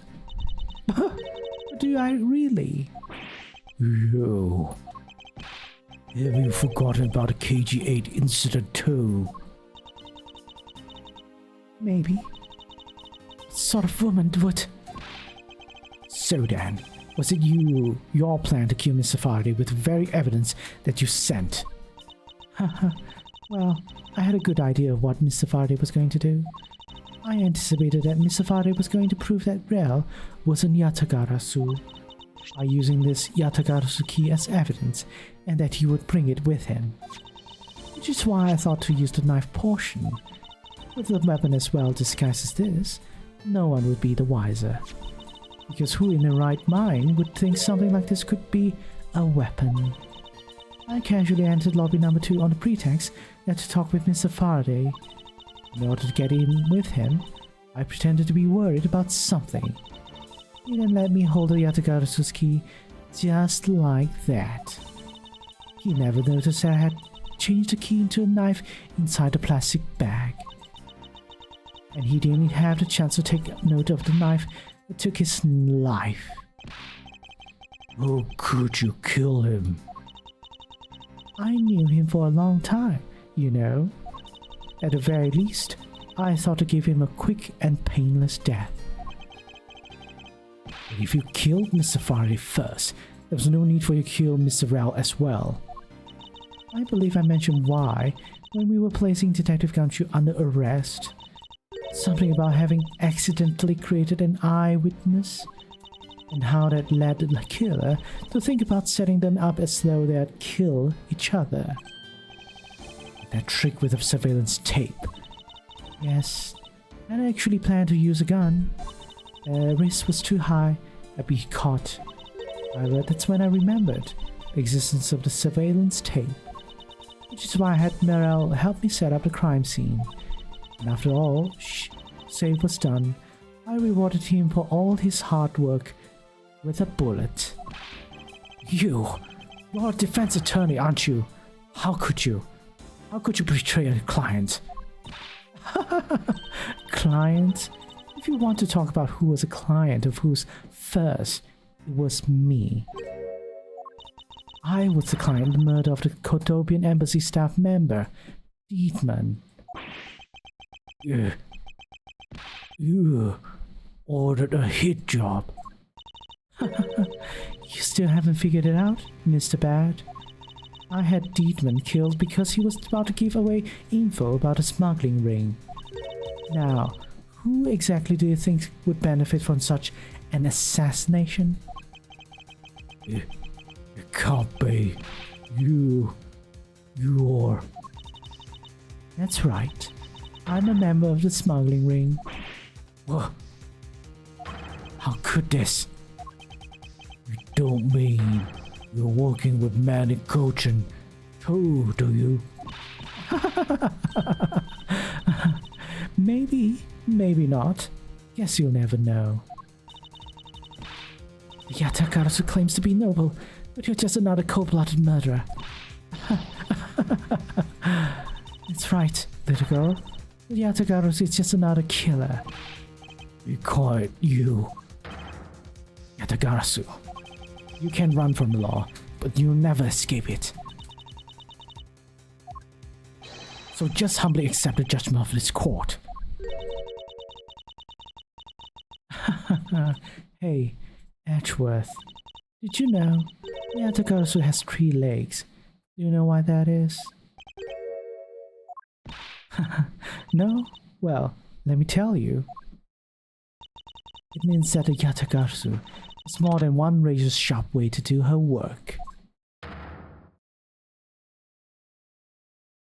It's a double-barrel handgun. A revolver, okay.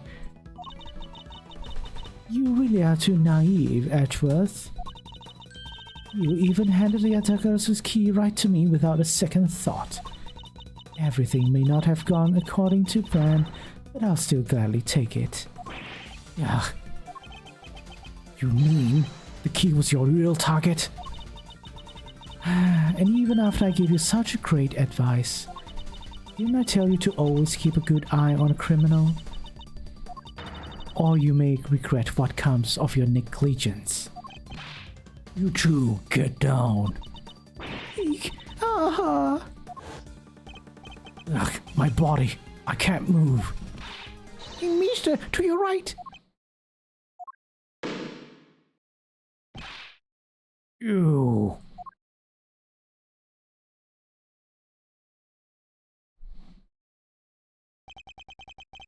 Are you alright, Miss Francisca? I'm perfectly fine, Miles. Her voice is shaking. It looks like she's unharmed. Where did Kay go? It's a gunshot.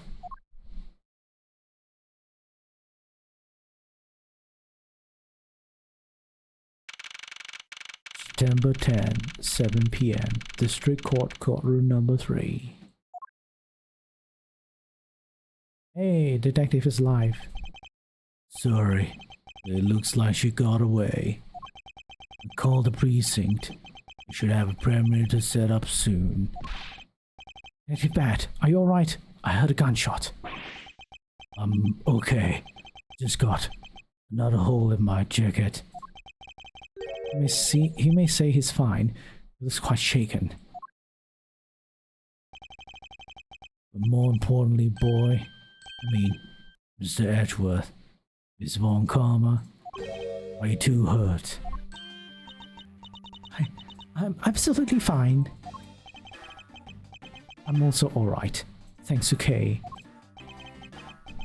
Speaking of Kay, where is she? I don't know. She just sort of disappeared. I'll go look for her. Oh, and hey, Detective Gumshoe. Yes, sir. Detective Bat, sir. I'm sorry I dealt with you. Don't worry, sir. It's not your fault. I like to you guys too, after all. I heard about what happened from Kay. Lionel giving testimony is still unforgivable. But in this case, you're protecting Kay and her feelings. Looks like you just might have what it takes to be a real detective. Yeah, don't you ever lose that detective spirit, okay? You got it, Pops. Pops, watch one too many detective dramas, shizzily, have we? Waiting to single-handedly destroy the cheery atmosphere with one snarky comment. We should get back to investigating. I swear, I'll catch you if that's the last thing I do. Catch me? What do you mean? I mean, I'll catch you. Yes, why me? No, never mind. Be careful, Detective Bat, and take care. Thanks. Well, I'm off. Maybe we'll run into each other again someday.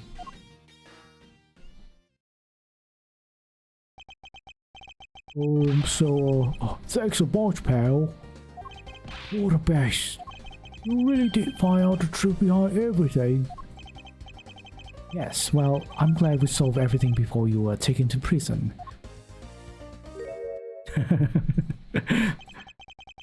in this, I guess, title, Judge is just always sad.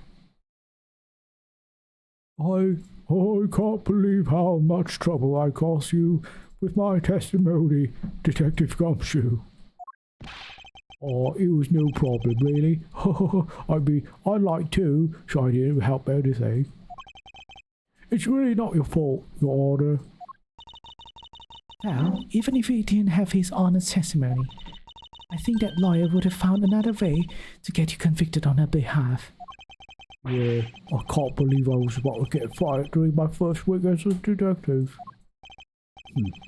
Well, so long as you're not fired, you should work hard, give all that you have, and perform your duties well. Oh, and one more thing. Kay left a present for you with me.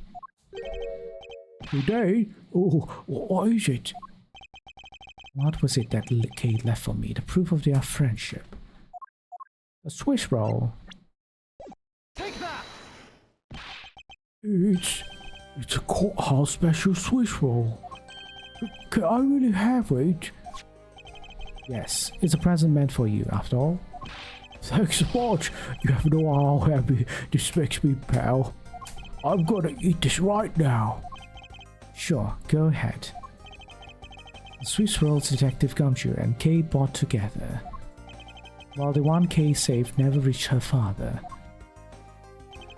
It would appear that her sentiments have touched the hearts of this detective. He's so happy. It's as though he's having a welcome back celebration of his own. Well, I was asked by Kay to give it to him. Whoop, it was good, pal. I can't believe I got to eat 2 of these delicious days in one day. It's like I'm in a Swiss roll paradise or something. I've got to take care of myself. Hey, wait, where is she? He only noticed just now. Was his mind not present when we discussed her earlier? Detective Bat left to go search for her earlier. Maybe you should go join them. Yeah, you betcha, pal. I'm gonna go help him. Oh, first, you know what, pal? Actually, I guess I shouldn't be so rude to you anymore. I'm gonna stick right by your side from now on, Mr. Edgeworth, sir. I sense nothing but a most troublesome relationship from that ominous statement. We should go home too, Meows. We have to hurry and report what has happened to Papa. Agreed. Well, I'm afraid we must be going now, Detective. Roger, sir. And don't worry, I'll investigate the next case we're all real well. I'll be counting on you. Scent of trouble is definitely in the air. Thus, like a bad dream, my first outing at court came to a disturbing end. A few months later, I was finally able to properly stand in court as a prosecutor. Oh, this was... Oh, I guess no, this is not the first time. That wouldn't be the first time. Wait, oh! Yeah, so... This is not his official prosecutor working the court thing. The official one is in that other game, which is the 3rd game in the trilogy or something.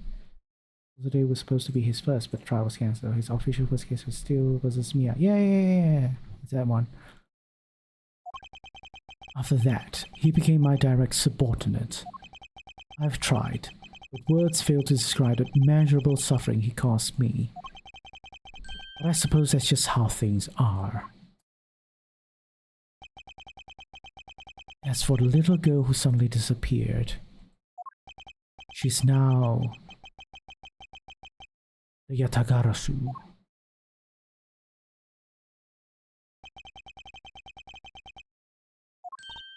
So, do you remember me now? Yes, I remember everything. That case was so insignificant until I met you brought it up. Okay, it's been a while. Hey, you sure grew up a lot. Of course, but thank goodness. I thought you two had totally forgotten about me. You know, I was really worried about you after all that. Where have you been all this time? Yummy, I didn't know you cared. After my father died, I went to go live with my mother's relatives. They live really far away. I wasn't really able to come back here all that much. Oh, is that what happened? Well, I'm just glad you're alright. So, does it all make sense now? You betcha it does. Oh, you know what? I was going through my father's bookshelves recently, and... Actually, there's still a number of things that don't make sense, Kay. Oh? First of all, why did you come all this way to see me? And second, why are you calling yourself the Yatagarasu? Yatagarasu is Callisto Yu, the woman who killed your father. No, you're wrong. The real Yatagarasu was my father. Oh? Mr. Faraday was the Yatagarasu.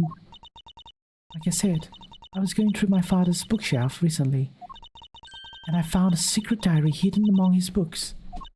I have no regrets in choosing to walk the path of the Yatagarasu. It was written in this diary, and that's how I know for sure. But that's impossible. What's with that look? You don't believe me? It wasn't just the expression on my face. I clearly said it was impossible just now. Okay. Alright then, how do you explain this? It's a way of disarming any security system of the user's choosing. Yep, that's legal thief. Truth be told, this is the Yatagara's greatest secret. And this little gizmo was used by my father. Whoa, Mr. Faraday wasn't just a great prosecutor, he was really a great thief, huh? Yeah, my father worked really hard just how to steal the truth. But he was killed, and the Yatagarasu was no more. But despite that, Yatagarasu has been spotted again recently. Someone other than you. Yeah, Mr. Edgeworth. Take a look at this article.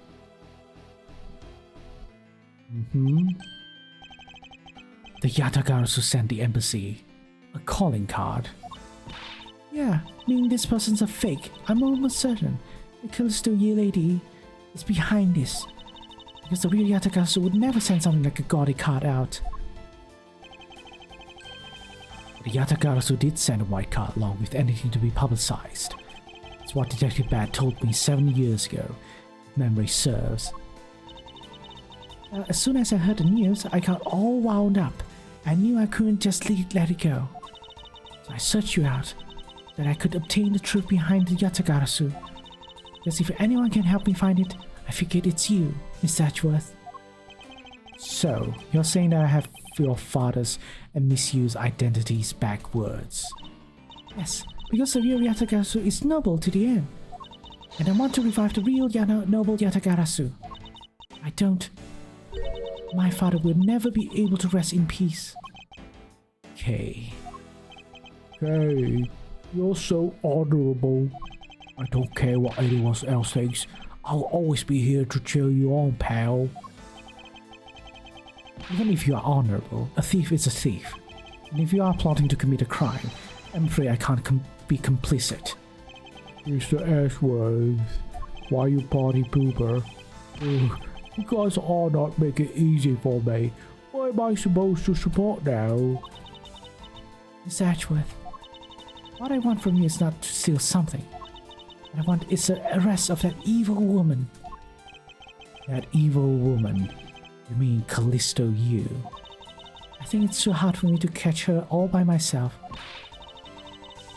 But I thought that since you were able to expose her for who she is, then maybe... Please, Edgeworth, won't you help me? Come to think of it, I do believe I owe you. Huh? Owe me for what? When Miss Yu made her escape, it was you who saved my life. Furthermore, you helped me with the investigation today. I'm not so rude as to leave favors unrepaid. Then you mean? Yes. The case has been weighing down on my soul ever since that fateful day, although I completely forgot about you. Perhaps the time has come to settle things once and for all. If you don't intend to sully your hands in a crime, I believe I can help you. Mr. Ashworth, thank you. Yay, Mr. Ashworth, sir! Isn't that great, Kay? Yeah, it sure is, Gummy. Even though he had completely forgotten about her until just now. Not like me, I totally didn't forget about her. What is with their charming relationship? A great thief Yatagarasu. After all that time, the true identity of the thief sank back into the darkness. Burn Faraday, Callisto U, and Kay Faraday. The phantasmagorically changing identity of the great thief Yatagarasu. And the Yatagarasu's real goal would all come to light the day after I made that promise to Kay. 8 AM. Yay! Save my progress. Hey, same goes for you, Hedgeworth. Yes, indeed. Oh boy. Okay, we continue, but let me just stretch a bit. Stretch a bit. I might. Yeah, at this point, I feel like my memory is not that clear. Maybe this last. Is it going to be last one? I feel like probably not. There's probably going to be another one. I mean, it not. What is it? Let me see. How many more episodes are there? This is the last one. I thought I would not be finishing this so soon, but I guess we are.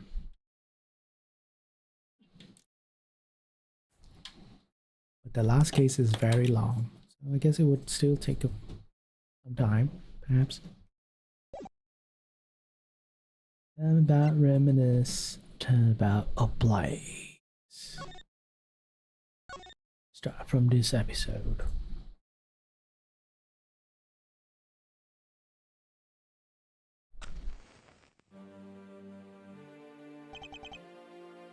Two cards, one of the Black Raven, and one of the White Raven. The country torn in two, one to the west, and one to the east. Those which were split are made whole again. The truth will reveal itself.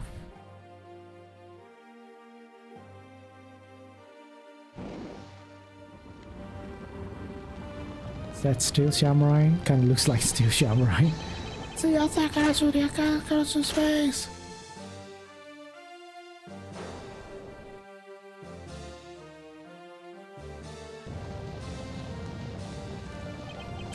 You, accursed Yatagarasu, Kay, you! 8 hours earlier. Yeah, I don't remember this at all.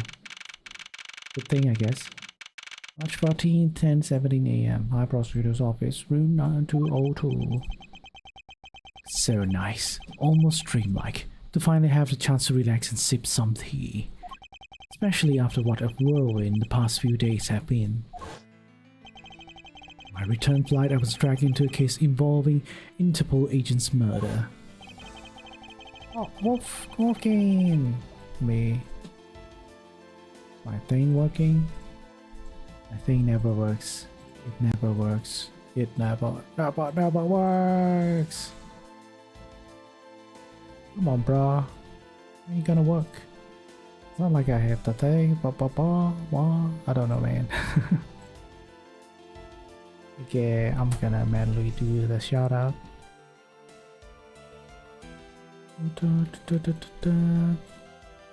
It's been a while. Hope you are doing well. Of course, none of my things are working.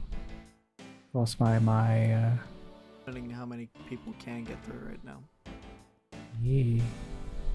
So like anybody who doesn't have a Minecraft. Yup. Hello. Hello? Hi. Where are you? How's getting your toast munched on? How's it like? Yeah, wasn't ah, shit. Sorry, Thrick. Okay. It wasn't wasn't really great. damage you. Just to hurt you. We do this again. Work, baby, work.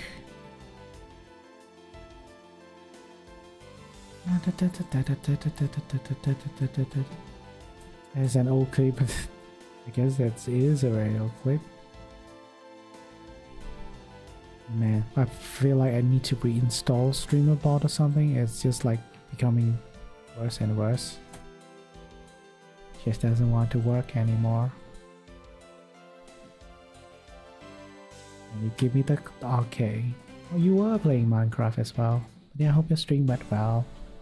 And anyone that's new here, I came from the raid. Thank you for coming by. You need to like take a break, you need to take a rest and all that. If you to do so, don't mind me. I'm just playing some Ace Attorney and doing some wacky voices. So feel free to just look, you know. Alright. Gonna continue now. The next day, I investigated a kidnapping and a murder at the Great Gatewaterland theme park. Later that night, a detective's dead body welcomed me back to my office, along with a thief who was out to pilfer files related to the case from 10 years ago. How did I manage to find myself in the middle of so many cases back to back? Well, at least I have today. All I ask is that I be allowed to spend it quietly. Well, you just jinx yourself. Mr. Edgeworth! This is big, I tell you. Hey, what's wrong with you? Where's your enthusiasm? Suddenly, the phrase "the fragility of dreams" come to mind. What are you talking about, fragile dreams? Come on, let's go. The fake Yatagarasu isn't going to find herself. You know. Well, if you must know, it's possible I was paid a visit last night by your fake. Say what? Unfortunately for us, the thief managed to escape. But even now, we're still looking for this criminal. However, I must warn you that we've only had a few hours to search so far. So I must insist that you be patient on this one, okay? What's with you today? Are you sure you aren't sleep talking to me right now? Anyway, I've got something much more important that I want you to see. Oh, and that is? Take a look at this. On March 14th, I will be there to steal your dirtiest secret. It's quite a bold declaration to send to an embassy. I suppose it was inevitable that a newspaper would catch wind of this. The date the card mentions is today. Today, huh? Come on, we gotta hurry. The embassy awaits. I suppose it is quite an urgent matter. However, do you know which country's embassy we should be investigating? Well, it's some really special country. I'm actually really fussy on the details. But never mind that. Where's all your energy? Why are you so lackadaisical today? I'm not, Kay. We are just too wound up. Well, then you should get too wound up too. Because this just might be our chance to catch that woman. You mean Miss Yu? The woman who killed Kay's father, Bern Faraday, 7 years ago.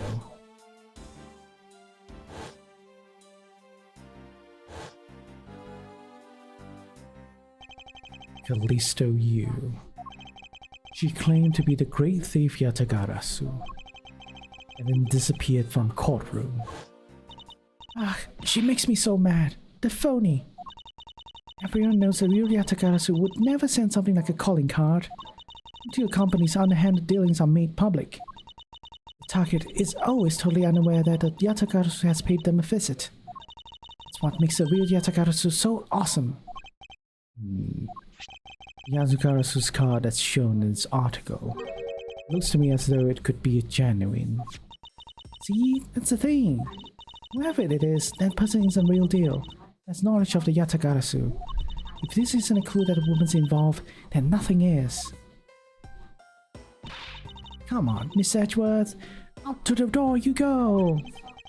Wait, there are a few preparations I must make before we go. Something interesting about this card we found last night here in my office. It's of a different color than the one in the article, which makes me wonder why. What's up? Any reason why you're boring a hole through the newspapers with your eyes? No, no reason at all. Very well. Seeing as how Mr. Yu is also somewhat of a special nature to me, I agree there is some merit to be found in investigating this. I knew to come around. March 14, 5 p.m. 3 Theatrum Neutralis. Okay. Neutral theater. By the light of the flag, we are ready. Ready to embark on our nightly outing. This is where our tale begins. Steel Samurai again. Always Steel Samurai.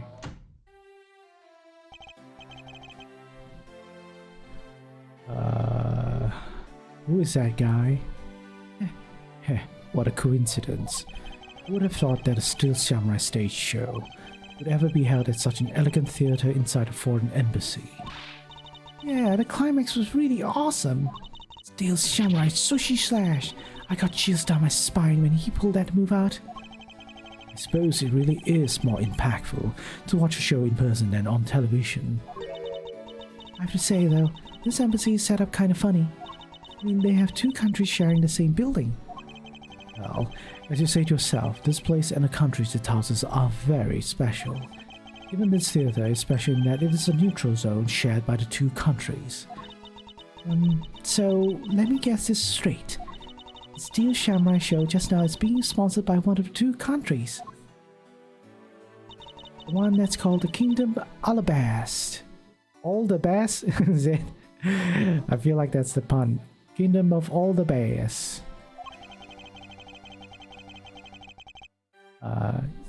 Yes, it would appear that Steel Samurai is very popular in that country as well. Seems that way. But you know who I'm really into? The Jamming Ninja. Wait. The Jamming Ninja? Jamming Ninja... Oh, they are like... Wait a minute. The Jamming Ninja. Isn't he dead? He's not dead? At this timeline? I feel like... Or maybe they replace him. They replace the actor for Jamming Ninja. Perhaps, I don't know, man. The Republic of Babel. Babel? Babel? Bubble? I don't know. Bubble? All bad? I mean, I feel like if the other one is like all the best, you know, all best, then this is all bad. I think that's it. There's something for fangirls like me. You totally gotta see that too, Miss Ashworth. Jamming Ninja show is gonna kick the Steel Samurai show's near end. No. Ever since I first met this girl, I've always had this inkling that what she really wants to be is not a thief but rather a ninja. So anyway, about today's event, what's it called again? The Kingdom of Alabast versus the Republic Babel Goodwill Jubilee. The small European countries of the Kingdom of Alabast, Republic of Babel. These two countries used to be a single entity that was abundant with nature. It was called the Principality of Codopia. Is everything alright, Miss Edgeworth? Bum bum bum. Yes, I'm alright. Moving on. After a period of civil unrest, the country split in two, though signs of their past remain. For example, their flags preserve the flower and butterfly motifs to this day. Codopia, huh.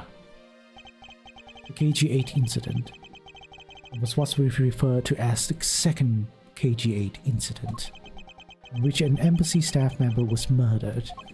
Both of these cases were related to the Principality of Codopia.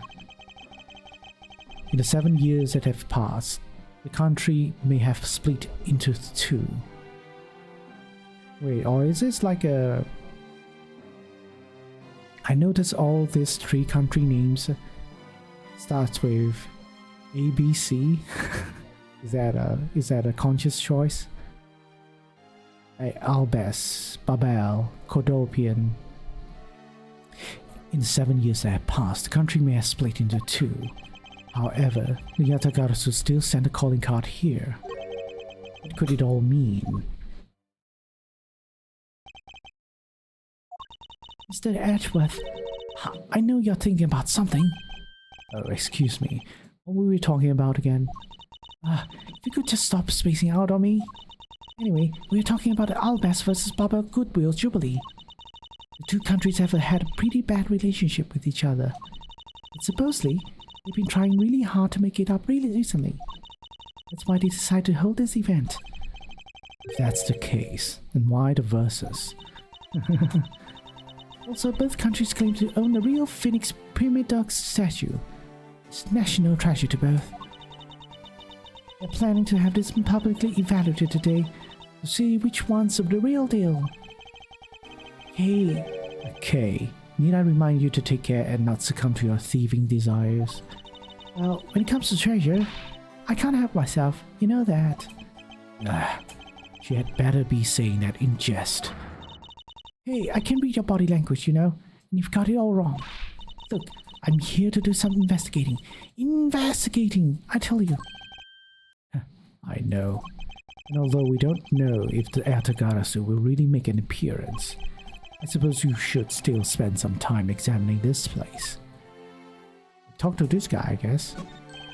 This is the perfect angle. Yo, my image, travel across the wave world and into every TV set around the globe. A more honest approach to appearing on TV might serve your ambitions better. Look at this. There are pamphlets about the two embassies here on this table. It still looks fair to me. The country split into two few years back. They've shared the building and its grounds 50-50, ever since. Oh, I guess it's because they don't have the money to build two separate ones, huh? I should think that's not the reason why, Kay. I suppose I'll just help myself to one of these. Two countries share the same borders.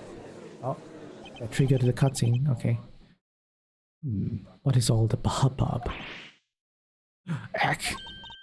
Look, it's Steel Samurai! He's got his son, the Iron Infant, with him. Iron Infant. Oh no, is a dead body inside there? I'm gonna guess a dead body's inside the crane. let me talk to other people first. You know, I've seen a lot of these shows and budget, but today's shows it was like they went for a complete cover, you know what I mean? Yeah, and then let's move to South Africa. I couldn't help but laugh. I know, right? And that big princess movements were really steep in the middle of the show. I could swear that I heard it a bit crying. I know, I totally did that too. Big princess brought him easily, just what we were thinking, you know? I suppose there is no graceful way to enter this conversation. Okay. More minutes. No, in my 5 more minutes. Is it really bad for me to spend time doing this? So yes, would someone please just tell me what I should do? You appear to be troubled by something. Maybe of any assistance. Very highly likely. Leave me alone. I'm trying to figure out just the right time to talk to that girl over there.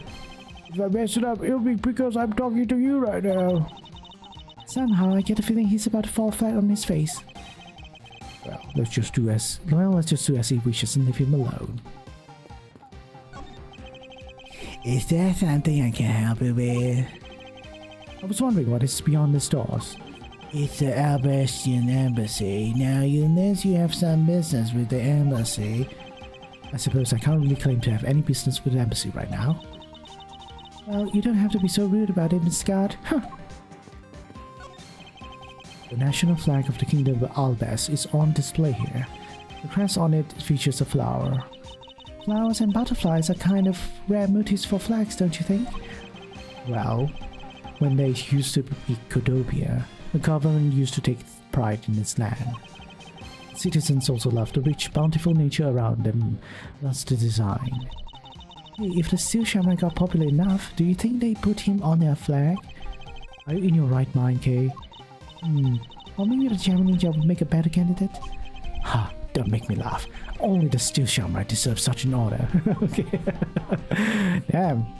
Edgeworth is a big fan of Steel Samurai. Now I see. And we're here reporting live from the Theatre Neutralis. As you can see, tonight's audience is full of enthusiasm. Let's see what this member of the audience has to say. Oh, well, okay, that was good. Let's do one more run through. Excuse me, but when you are ready to film for real, would you mind giving me a call? Since she didn't hear a single word I just said. Yeah, so sad. Okay, that's good. Alright, now give me a dramatic slam right there. Stop. Hey, do you mind? Get out of the way, buddy. Okay, once more. In 3, 2, 1, action! Okay, was that my fault just now? Well, he's obviously working. I guess we should leave him alone. Also, I see someone! Hey! Are you a cameo or are you actually here? Where? Oh no! She has the Texan accent, or like the Southern accent I gave her, which I have absolutely no idea how to do. How do I do it? Where in tarnation are they? Come on, Big Scoop. Hey, mister, out of the way. Yeah, I'm talking to you. I seem to remember this woman from somewhere. Yet my instincts are directing me not to engage in a conversation with her. As it would be best if I left her alone. Yeah, so this is after his case, right? Because this woman was involved in his case. She was a witness in his case. It's Lotta, yeah, Lotta. Is there something I can help you with? I was wondering what is beyond the doors. The Babalis embassy is just beyond this door, sir. Do you have some business with the embassy? Do you require immediate access? If after the resolution of DL6 or Edward wouldn't have to pursue the true personality, yeah. No, that's quite alright. Are you sure, sir? Anyone and everyone is always welcome in the Republic of Babel. Well then, since we're here, an embassy isn't some sort of theme park, hey? Jish, it's such a buzzkill.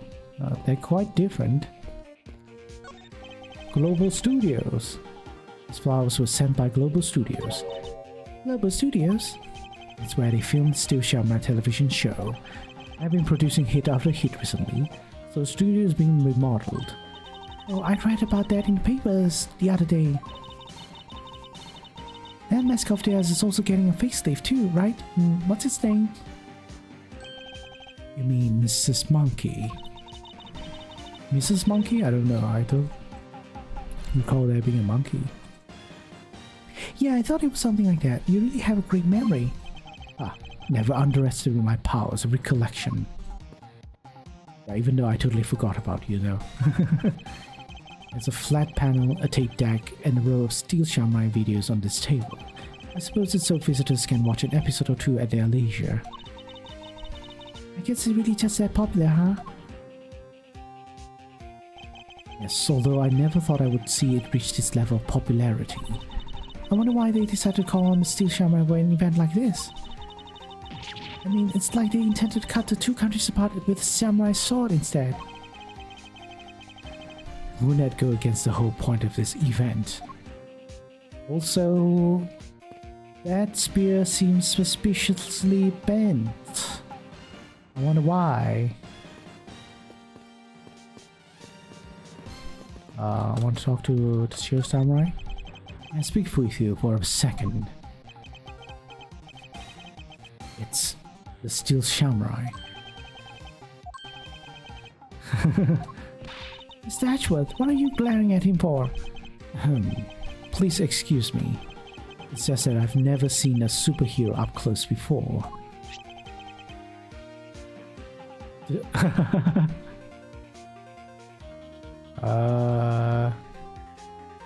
Wait, what did that say? I think that's what it says. To Mr. Edgeworth, Steel Samurai Daddy. Married man of near old Tokyo. Okay, I thought it was like No, never mind me. There was something silly.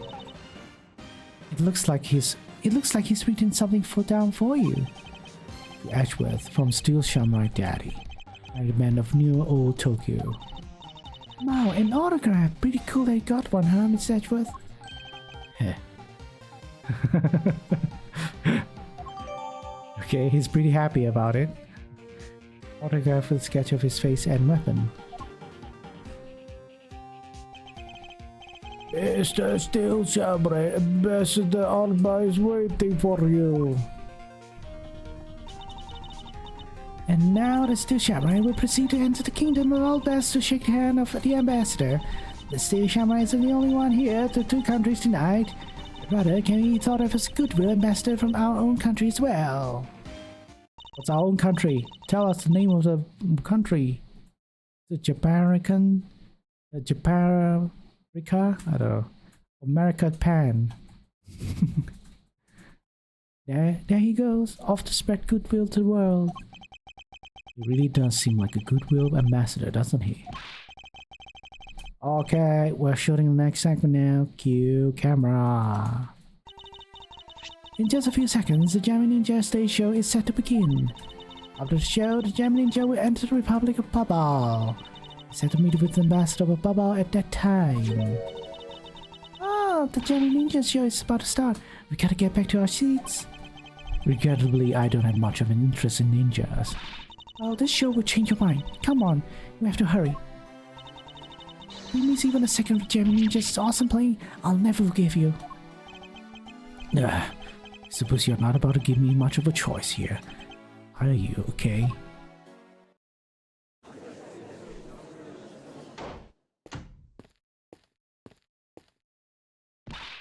Ah, I could listen to that ninja marked for death's lullaby. Okay, so all day. It's superb playing, and that sad melody really brought a tear to my eye. And his heart-wrenching voice. Now that's the Jammy Ninja's greatest weapon. Ah, those pieces of Jammy Ninja merchandise over there. I've got to have them. Especially when they're hair sticks they're selling exclusively at these shows. They're exactly like ones with the heroine, Princess Misola. Princess Misola? I don't know. What's that pun supposed to be? Misal? Princess Misal? I don't know, man. Where's in her hair? Anyway, hold it right there, Miss Edgeworth. Yes? You're thinking of going home, aren't you? Well, it doesn't seem likely that the Yatagarasu will be making an appearance tonight. Most likely it was simply a prank. No way! I just know the Yatagarasu will show. But I thought you said that the Yatagarasu doesn't send calling cards. Yeah, I did, but I figured from the very beginning that this would wind up being a wild goose chase. That card she sent was a genuine fake calling card. Genuine fake? Well, how can I word this? Yatagara's mark that's on the calling card is exactly the same as my mark. Get it now? We've got a problem. The Yatagarasu has been spotted in the Albast. What? You hear that, Mr. Edgeworth? Ha! So you finally decided to show yourself, you phony. Hey, what gives? I'm sorry, but I did need to search you before you may enter. What the? Hey, the Steel Samurai just waltzed in straight through without one. If you don't hurry up and let me through, my phone is going to escape. Okay, a country's embassy is considered to be a part of the country itself. If you don't go through the proper procedures to enter the country... Mr. Edgeworth! I'm going to enter through Babel and climb over the wall into Albas. Hold it! Hold it! We'll tell the prosecutor straight out that you would intend to illegally enter another... Okay, are you listening to me? Okay, Freddy, I'm coming through. Yes, and welcome. Someone stop her, anyone. Brisk walk. Open air stage. Oh man, I really need to work out. Okay, where are you? Don't tell me you really did find some way over this fence. Heck. Faria, this is too big for us to handle. Looks like the Yatakarasu came to Babal too.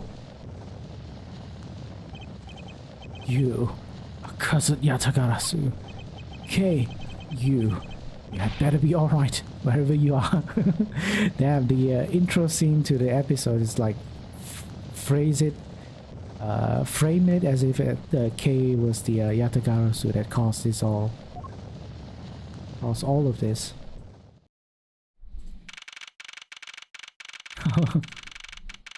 He got arrested.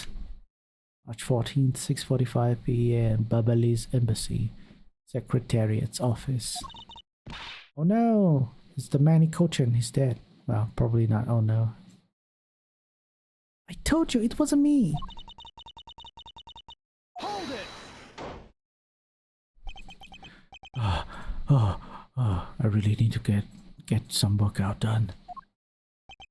Okay, are you alright? Do I look alright to you? Now, can you do something about this woman? Mr. Edgeworth. Detective Gumshoe, what's the meaning of this? Well, sir, it's,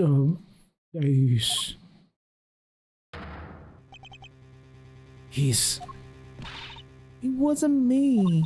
He was already dead when I ran in here, hot on the heels of the fake Yatakarasu.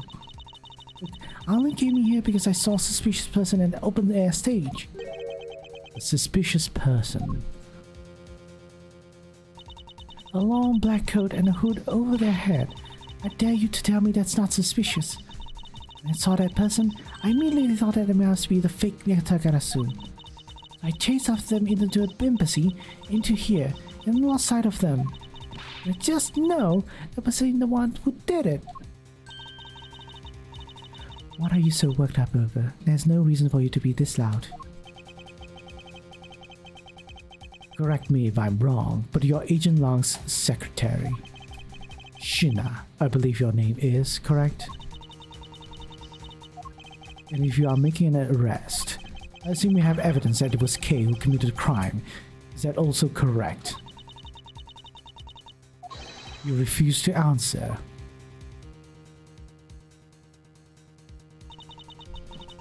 I don't need to answer.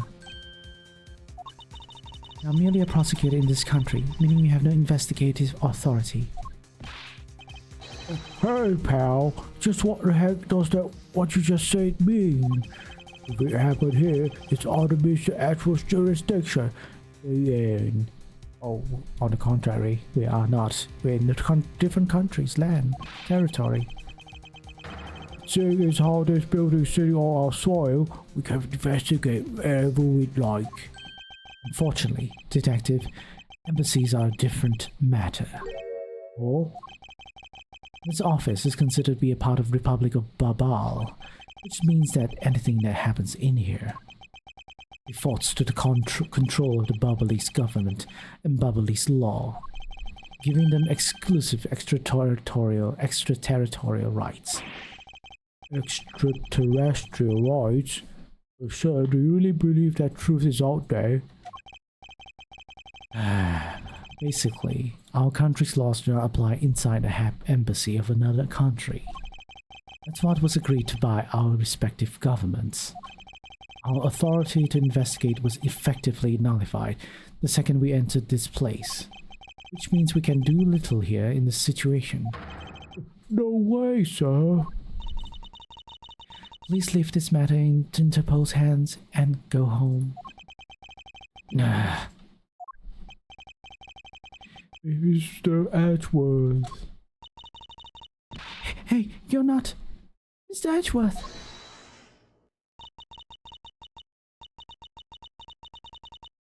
In that case, allow me to enjoy. I'm gonna assume this is long. Allow me to join your investigation. Oh no, it's not. It's Franziska. Eek. Is that the guy? Oh no, that's not. I thought it was the actor. Or Steel Shamrai or something. Ambassador Paliono.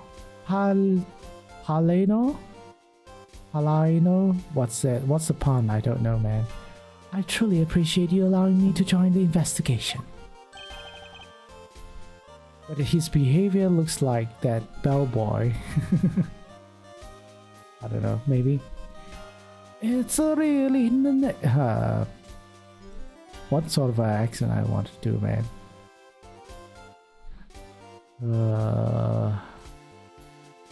I really don't know a lot of European voice accents. I'm sorry. Just gonna do some random weird voice, I guess. It's really nothing. Manny was my secretariat, so of course I want to help you as much as I can. In fact, it's a blessing that the Punta agents were able to make it so quickly. Francisca.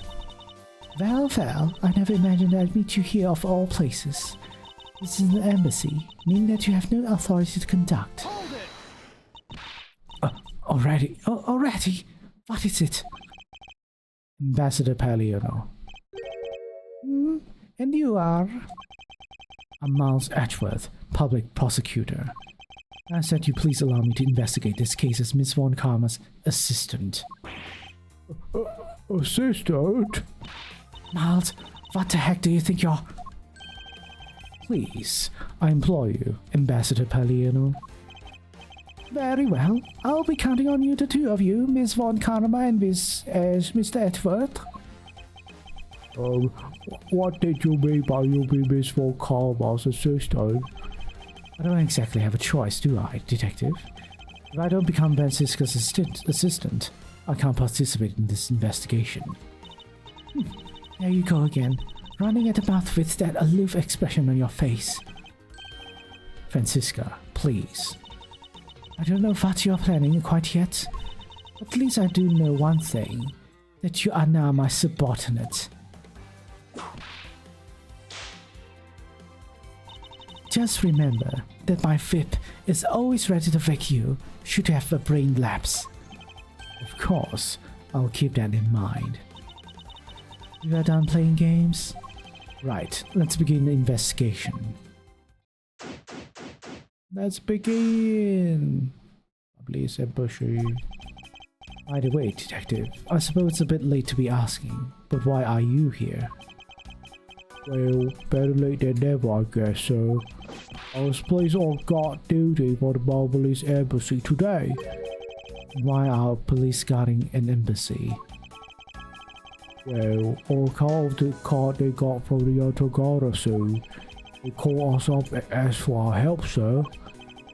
Oh, and because we've been searching for the Yotogara Zoo this past 7 years, it was more or less a mutually beneficial arrangement, if you ask me.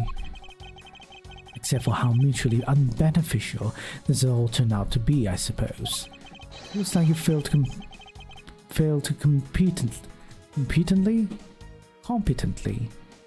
You have failed to competently perform your guard duty yet again. Erk! Look forward to your next salary negotiation, although it's out of my hands. But sir, if we get caught anymore, I won't be able to buy even instant noodles anymore. Okay. Damn. Hey, look at this. Hey, it's another butterfly. I believe it is the symbol of the Republic of Babal. Drawing this big on the wall of an embassy. It definitely conveys a sense of overwhelming patriotism. Well, I've got a lot of patriotism too, sir. The reason I became a cop in the first place was because I wanted to protect our country. We want to, Detective. However, I've yet to see the fruits of your desire. You don't have to be so blunt about it, sir. Damn. I feel like Gumshoe is the only target for Miles Edgeworth's wrath. Mr. Edgeworth, there's still something on this display rack, sir. Knives, huh? Although the blades are all that remain of them, unfortunately. I guess the handles all got burned off by the fire. So even the knives fell in victim to the fire. Ambassador Palermo, are these knives yours? Oh yes, they are. They are a special set of ornamental knives featuring the national symbol Babal. These butterfly-themed knives, along with the Babal Best's own set of knives, are comprised of 3 knives each. But I can't believe the Babalis once have been reduced to this state. Ornamental knives, huh? There's a small release of the tang of this blade. Ambassador Palermo, what is this notch here for? Oh, that! It's a feature of this knives when you can freely exchange the handles of them, so that we can change how they look to fit the situation, of course. I see. So these knives were constructed so that handles could be easily removed. Okay, that seems very important. The shelves are lined with American souvenirs and memorabilia. Oh, I guess, wait. It is America. I guess, But then it's America with Japanese influence. Somehow. That's why people call it Japan-America, like Jamaican. I don't know, man. That's pretty weird. Jamaica? American?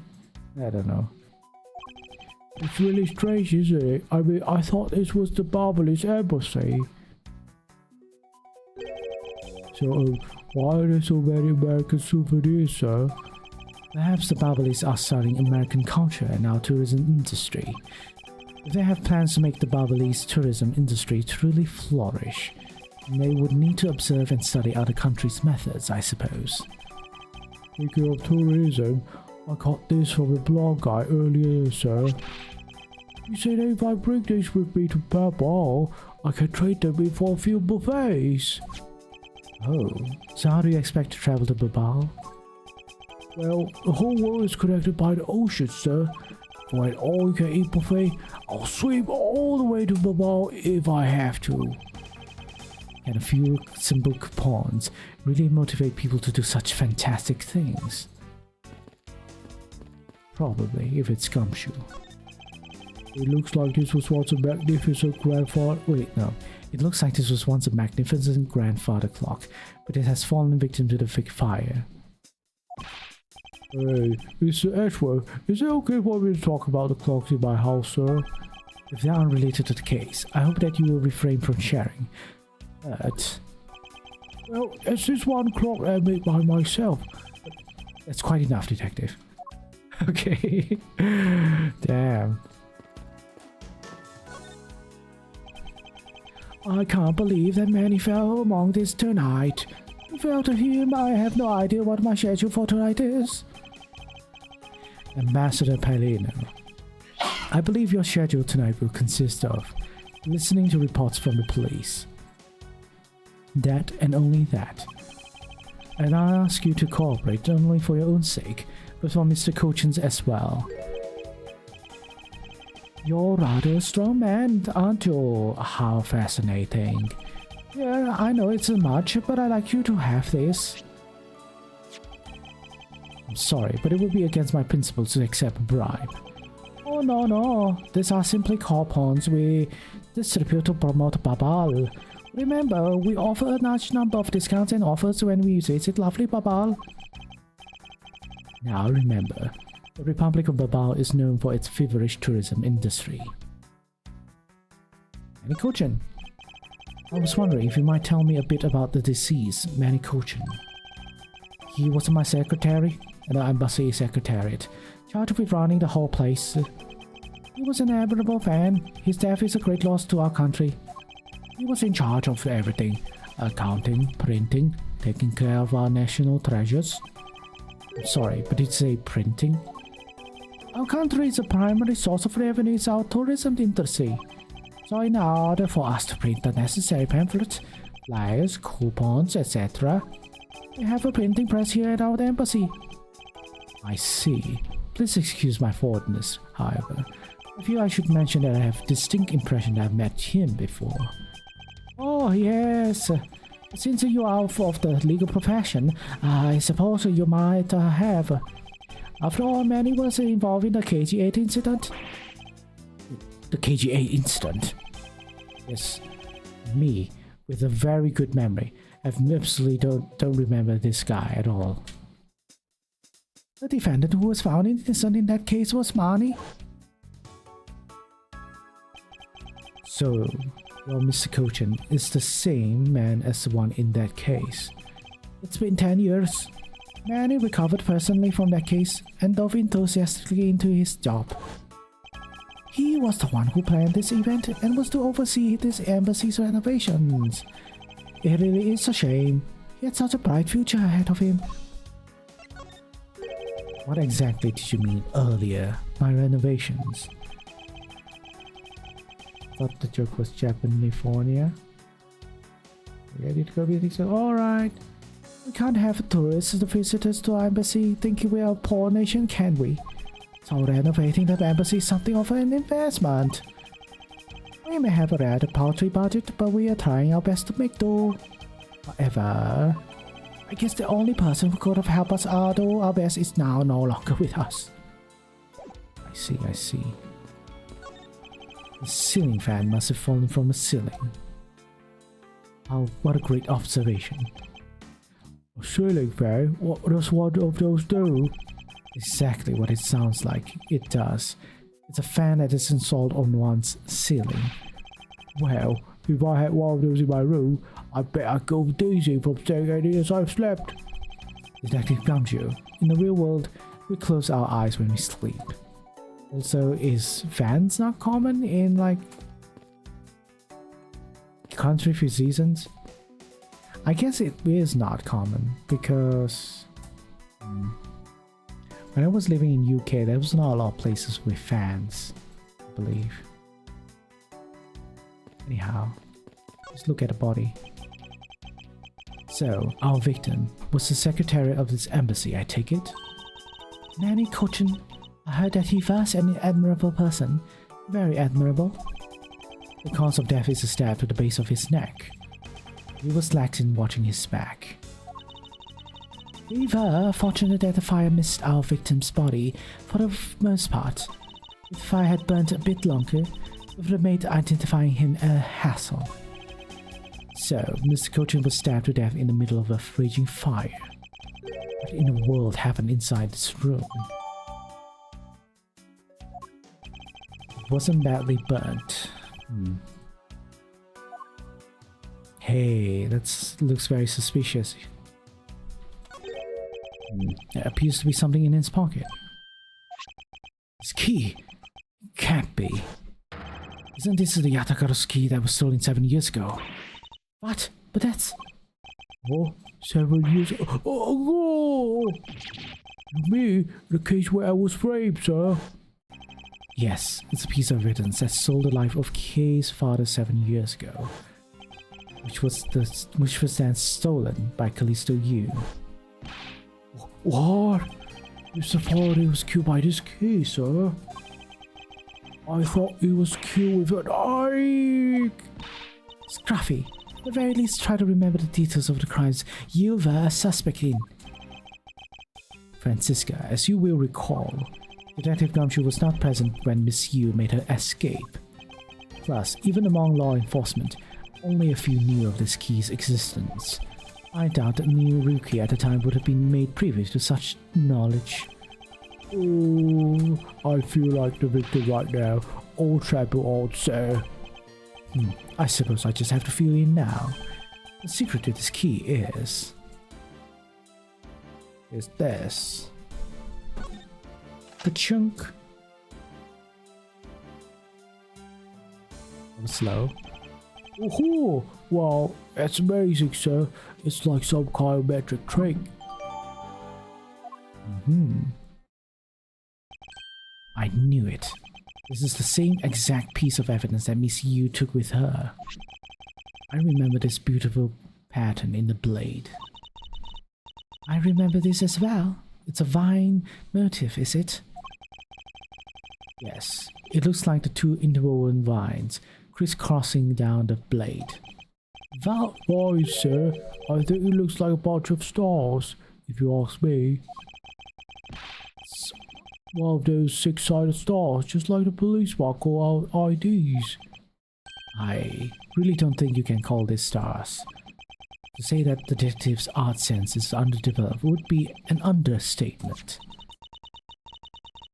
The real question is, why was the Barbalis Embassy's secretary holding this? Well, we don't know how Mr. Cogent came to possess this key. We do know that this was stolen by the Yatagarasu from the Kodopian Embassy. That's right. Mr. Faraday had written that fact down in his organizer. I believe this means that further research is required into the country of Kodopia. Why don't you ask Ambassador Paliono about what he knows? Supposedly he was a candidate to protect Kodopian ambassador once long ago. He should be able to answer any suspicious questions you may have. How about this? Is this knife the murder weapon? Some preliminary testing has been conducted. According to the results, the blood of that matches the victim's blood. The blade shape was also found to be consistent with the stab wound. I suppose this means that we now know that a crime was committed with this knife. This knife's got some really fancy ornamentation going on here, sir. This thing practically screams, "Artie!" at me too. Although, it's also covered in blood, just like the last thing I said was Artie. The handle is pristine. There's not a single drop of blood on it. Speaking of the handle, I believe it has a butterfly motif. It's very beautiful.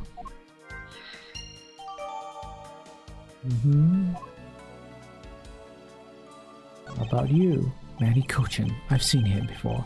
He was a suspect in the KG-8 incident. And I saw him talking with the elder sister of the victim of that case, Miss Callisto Yu. I wonder if there is a connection between this murder and a KG-8 incident. Nothing on the hand. About the stab. It's a knife wound. It's obvious what he was killed with, but I wonder if it's consistent with the wound. Indeed. Okay. Anything else? Like nothing else. How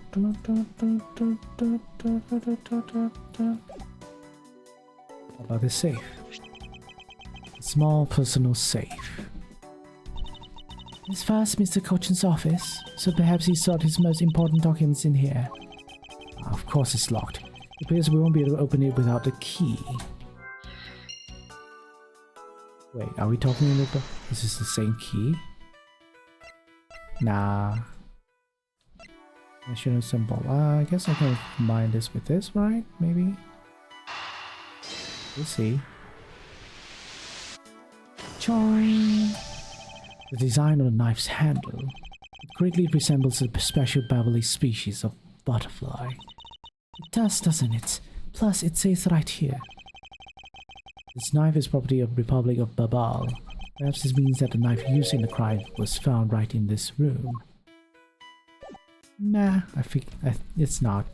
Kind of figure out what's going on already. A bit, I guess. Because this is a national treasure, can I ask that you please do not touch it? I'm afraid the only ones allowed to touch it are myself and the Secretariat. There's a possibility that this is related to the murder. Wouldn't you agree? Hey, Mr. Ashwell, why don't we give up for now? We can possibly let us investigate it later when we find some solid proof. I suppose I don't have a choice here. Let's see, one of the primitive statues Kay was talking about earlier. Is it just me, or does this man look just like the Steel Samurai? It could be twins. Yep. I was not the only one who thought it looked like the Steel Samurai. Ambassador Paliono, I was wondering if I may ask you about Kodopia. Kodopia? Alright, what would you like to talk about? First, I'd like to ask you about this key. What about this key? I found it sticking out of Mr. Cochin's pocket. I believe it originally belonged to this embassy. Is that correct? Upon closer inspection, it seems that this key is shaped like a butterfly. It's not all about this key. It's also capable of changing into a knife. Oh, how fascinating! It's possible that the ambassador didn't know about the existence of this key. Hmm? In its knife form, there is a flower mark at the base of the blade. I guess that this knife might be from when we used to be a part of Cordopia. And how did you come to that conclusion? It has both of Cordopia's national symbols, the butterfly and the flower. I suppose many used this key. I suppose many used this key here at the embassy back when we were still Cordopia. Ambassador Peliano, this key was stolen from the Cordopian embassy 7 years ago. By Callisto Yu, otherwise known as the Great Thief Yatagarasu. Oh, really? You were not aware that Miss Yu had broken into this embassy at that time. I'm sorry, I can't be that much of a help. I'm not really familiar with the details, you see. I only became the ambassador after Baba became its own and independent nation. If Manny was still alive, he would probably know about what happened back then. Mr. Coach and Miss Yu knew each other 7 years ago. That doesn't explain why I found the Yatagarasu's key here in the present. Get this knife? Oh dear, if people were to find out that a murder occurred at our embassy, the number of tourists would plummet, as would our revenues. It'd be a disaster. What are we going to do? He does seem worried. Perhaps I should refrain from bringing this up. This statue resembles that hero, the Steel Samurai, don't you think? I was thinking, what would you say to changing its name to the Steel Samurai statue? It just might attract a few more tourists to our country if I did, right? I'm not sure what to think. I thought that thing was a national treasure. Do I give you to look at it? Oh no, apparently not.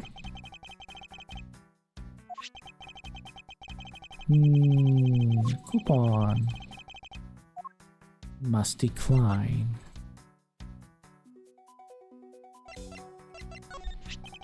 Oh, isn't that about our great embassy? How do you like our pamphlets? I feel indifferent about them. To be honest, I'm just using this as evidence. Oh, that's too bad. In that case, I guess we'll have to try harder to make more charming ones. I just had a flash of inspiration. We should make all of our pamphlets into coupon books. Its expectations of what a coupon can do is just a tad hyperinflated. I guess not yet. Nothing else I can investigate. I'll talk to Francisca, I guess. Oh, yes, Faith. What is it? Let me tell you something. You're currently my subordinate. And if you wish to convince everyone else of that, you will speak to me with respect. What's with the giddy glint in her eyes? I don't think that will really be necessary, Francisca. Oh, really? Well, it doesn't matter. It doesn't change the fact that you are still under me. I thought Francisca was flying around the world in the pursuit of the smuggling case. But then why is she here at this embassy? The murder. I was investigating the Alabastian embassy when I got rid of this mess. Ah, that's right. The other Yatagarasu was due to appear at the embassy as well. Yes, but the difference is that we didn't have a fire over there. Although there was an incident at the Alabastian embassy as well. I left Agent Long in charge of that case and came with the Barbalis embassy. So Agent Long is here as well, huh? I see you've met. Well, he is in the Alabastian embassy, acting as bodyguard for Ambassador Alba. However, he seems to have a different reason for being there. So the suspect in the murder that occurred in this office, that little girl I see. Is she perhaps trying to be the Yatagarasu? Kay would never harm a soul, sir. Kay? You remember, do you not, about a case we investigated together 7 years ago? That girl is the daughter of the victim in that case, Mr. Faraday. So she's that feisty little girl. Kay has been on the trail of the Yatagarasu, which is how she ended up here. Looking for the one who took her father's life. I see. Yeah, he's trying so hard. But you know what? The Yatagarasu keeps tricking us all. How so? The Yatagarasu set a card saying, I will be there to steal your dirtiest secret. All that is an arson and murder. Lab boys are going in circles. You know what this is, sirs? It's a breach of contract. It's going on the rap sheet. If you ask me, I'm perfectly fine with the fact that nothing was stolen tonight. I do wonder though, if Callisto Yu really is the Yatagarasu. Yes, sir. No, not gonna talk to you. It's fine. We got a lot of stuff though.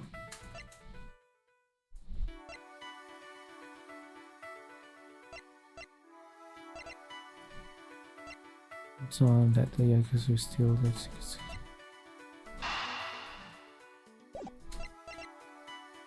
suppose this is Sasuke. Maybe this one? Yes? It's giving me how entirely time. No, it will be immediately seeing that bothers me. Oh no. We know for a fact that the Yatagarasu's key was used at this embassy. Furthermore, we found it in the victim, Mr. Kochin's pocket. Which leads me to think that perhaps it is the key to the personal safe in his office. Well, thank you, sir. Let's go try it out. It appears I was correct.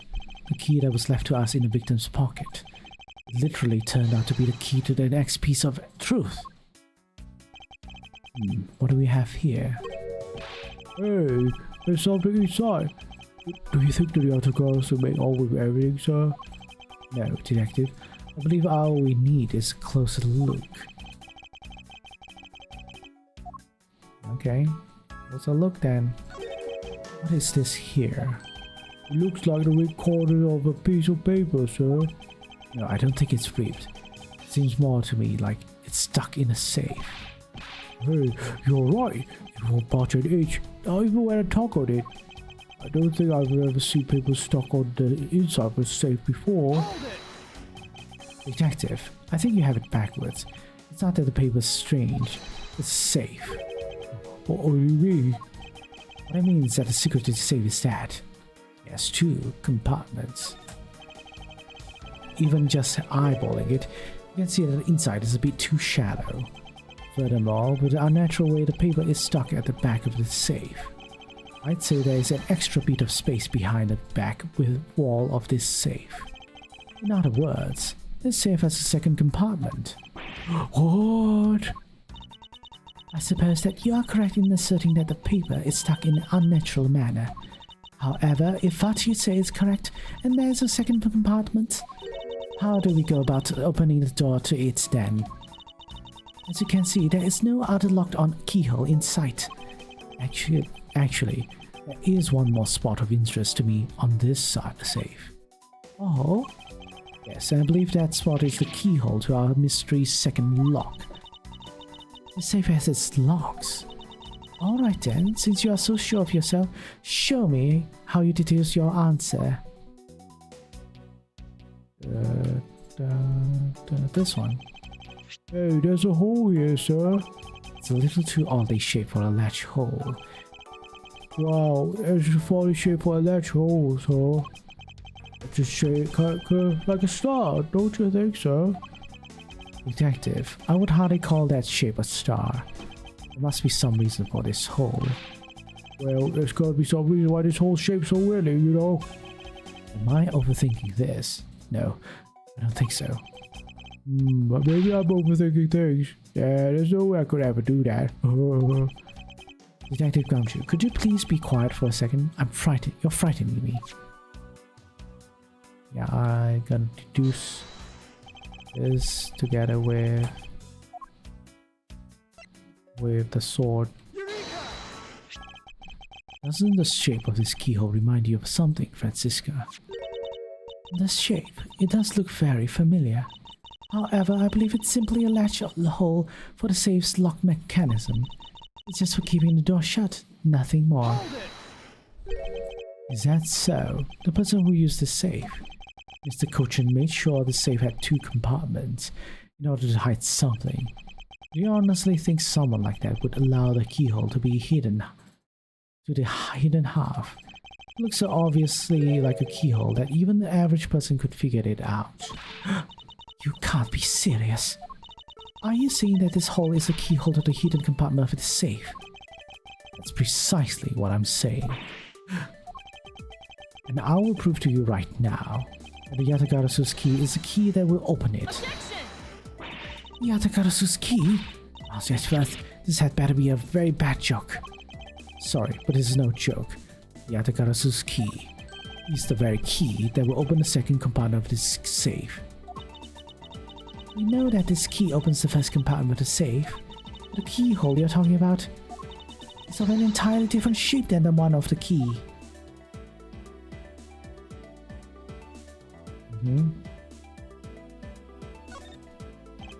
Let's get over this again, shall we? Yatagarasu's key was originally made to open Mr. Cochin's safe in the Kodopian embassy. We confirmed that fact by opening the door to his safe with it. Now let's take a look at the back at the end of the key. Looking at the knife portion head-on, what do you see? What are you talking about? It appears that you've come to understand what I'm talking about. In viewing head-on, the knife's blade is the exact same shape as the keyhole.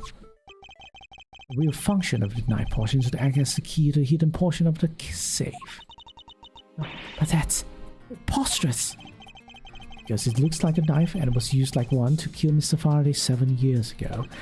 It fell under the misconception it was always meant to be a knife.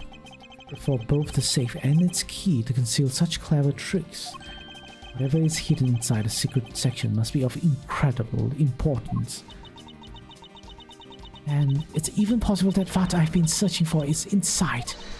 Scruffy, hurry up and open that safe. Yes, sir. Opening it now, sir. These items, they're... It's a bunch of funny shaped things. Because You're in the way. Now, move, Scruffy. I didn't think I was in the way. These pieces of art, identical to the ones that have been stolen from various countries around the world. I figured as much. These are the treasures this section of the safe was to hide from view.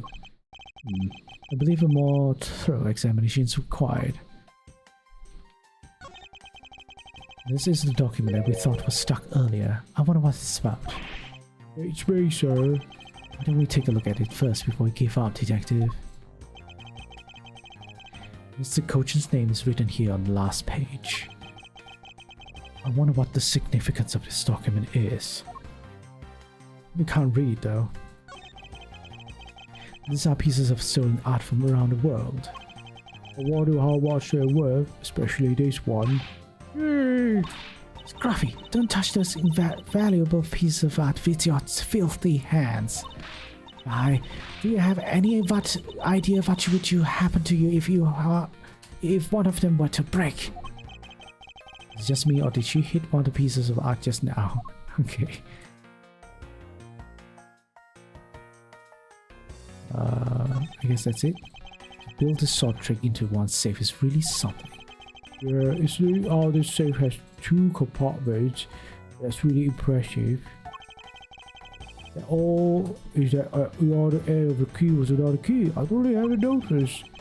Maybe Mr. Cochin was just paranoid, or if he had the secrets of that great value.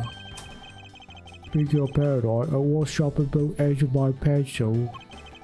But then, when I went to erase something, I got all paranoid and I was gonna stab myself. Please refrain from dispensing your special brand of unrelated stories while on duty. Yes, sir.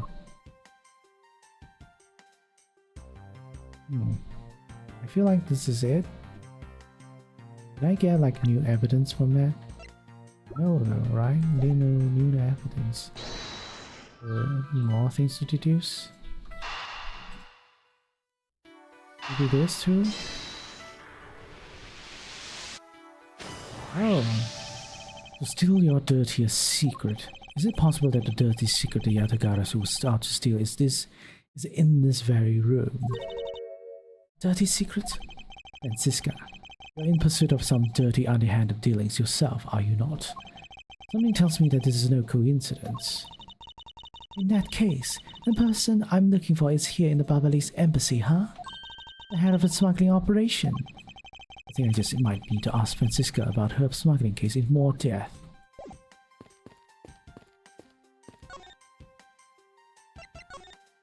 Francisca, when we last talked, you said that you were on the trail of a smuggling ring. I suppose the reason you are here right now is related to that. Yes, after analyzing the intel we've gathered from various countries, this embassy rose to the top of our list of sites to investigate, and this is what tipped us off. This accounting document. It's only one page of the whole thing, so we're not sure about all the details. However, it's enough for us to grab onto the tail of this beast. For you see, this type of paper was made only in the Principality of Cordopia, which means that somewhere in the countries of Alabas and Babel is the head, the one pulling the strings behind the entire smuggling ring. It's Francisca for you. She's amazing, pursuing this case with all she has. Okay. Guess we have to talk to you again. Okay, same thing.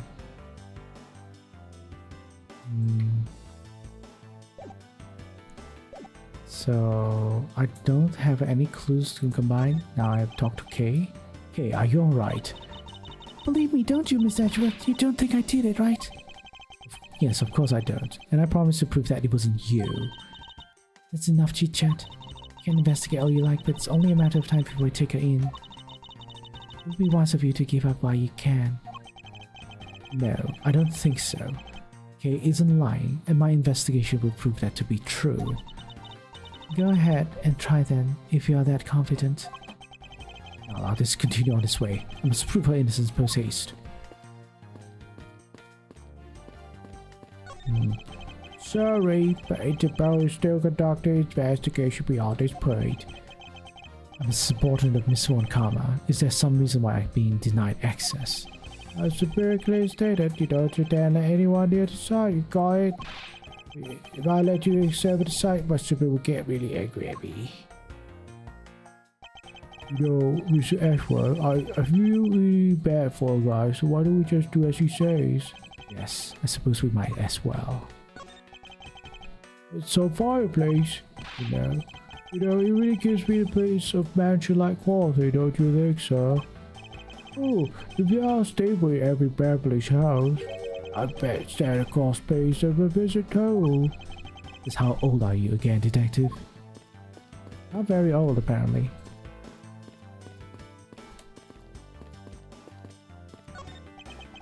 Still some burnt objects scattered on the floor. Well, burnt things get burnt and they become burnt things, you know. No, because there's no way to prove that the burnt things started as a burnt thing. Okay.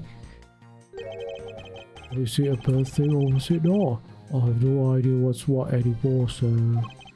Yes, I suppose it's a bit hard for someone with a burnt out light bulb to comprehend.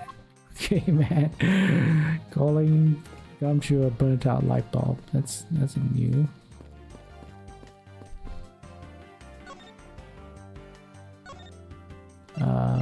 So what else, man? We were able to finally obtain this proof of the smuggling operation through Interpol, so remember to take extra care of handling it, my subordinate. She's enjoying the poetry of calling me her subordinate just a tad too much. Yeah, my last guess is I have to investigate that post papers again. Oh, I have to deduce. Okay, I can deduce now.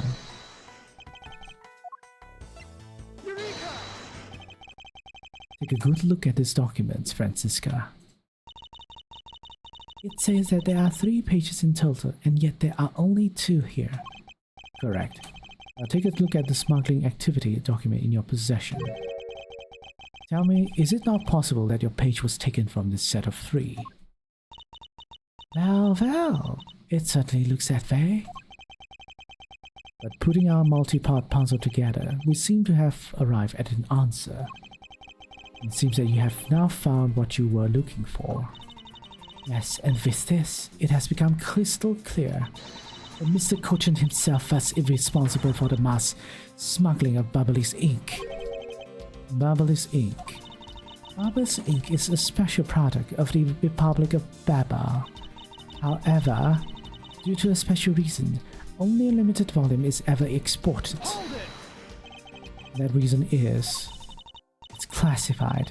It's on a need-to-know basis, and you don't need to know. In any case, it seems that the head of the smuggling ring was our victim, Mr. Mani Cochin. His base was in an embassy, thus it was hard for both our country and his to interfere, making it the ideal conditions under which to run a smuggling operation. Ugh, it's so frustrating. I lost the person I first arraigned judgment down upon my whip of justice. Well, even if he is dead, we still have a responsibility to look into his misdeeds. You expect me to whip a dead man? Well, I'm not interested. Francisca, you must know that Manny Cochin was the suspect in the KG-8 incident. Of course I know. On top of being the head of the smuggling ring, there is the matter of what really happened in that case that needs to be resolved. Oh, okay, we're done. Are you done investigating? You realize now, don't you, that this girl is the only one it could be? She's still being held? Yes, she is. Now come along quietly, Yatagarasu K. Faraday. You are under arrest for the murder of Manny Cochin. Mr. Edgeworth! Please, you have to believe me, I didn't do it! I chose to fake Yatagarasu in here. And he was already... You have the right to remain silent. Anything you say can and will be used against you. Okay. I feel like this is my first time hearing that. Hold it! I'd like to help you reduce the number of mistaken arrests Interpol makes. She said the line. What's that supposed to mean? I believe I told you that Kay Faraday is not a culprit of this crime. Very well. I suppose I have no choice.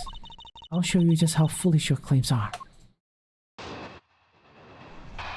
Maybe it's a Chinese thing, you know what?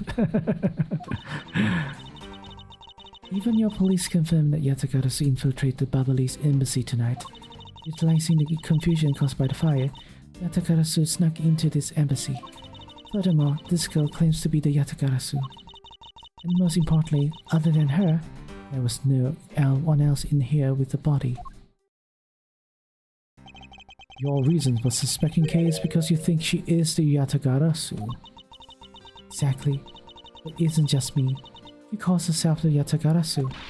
Ah, look, how many times do I have to tell you? I was only out to capture the fake Yatagarasu. Imposter or not, it matters not. The Yatagarasu is a Yatagarasu. Very well. That shall prove that Kay is not the Yatagarasu who killed Mr. Manny Cochin. Go ahead and try. Show me what the prosecutors of this country are made of. I mean, your boss lost to me, so what do you think you can defeat me? Why risk it? Okay. License consumes all your scientists embassy, but the more the skill comes to Yatagarasu. I'm gonna press. Just because she calls herself that, it doesn't prove that she is a killer. No, but it does give her a motive. Yatagarasu sent a card saying, I will be there to steal your dirtiest secrets. Therefore, there are documents pertaining to some smuggling activity in this room. She obviously wanted to steal them. So she killed Mr. Cochin for the key. I see. The logic is very sound. I expect nothing less of Agent Lang's secretary. However, that statement just now didn't sound right. Might just be my opening I need.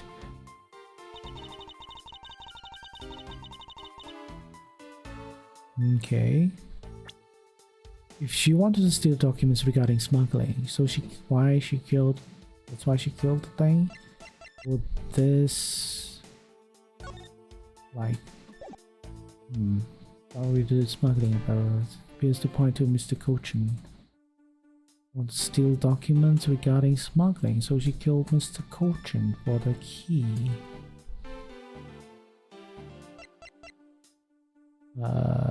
How would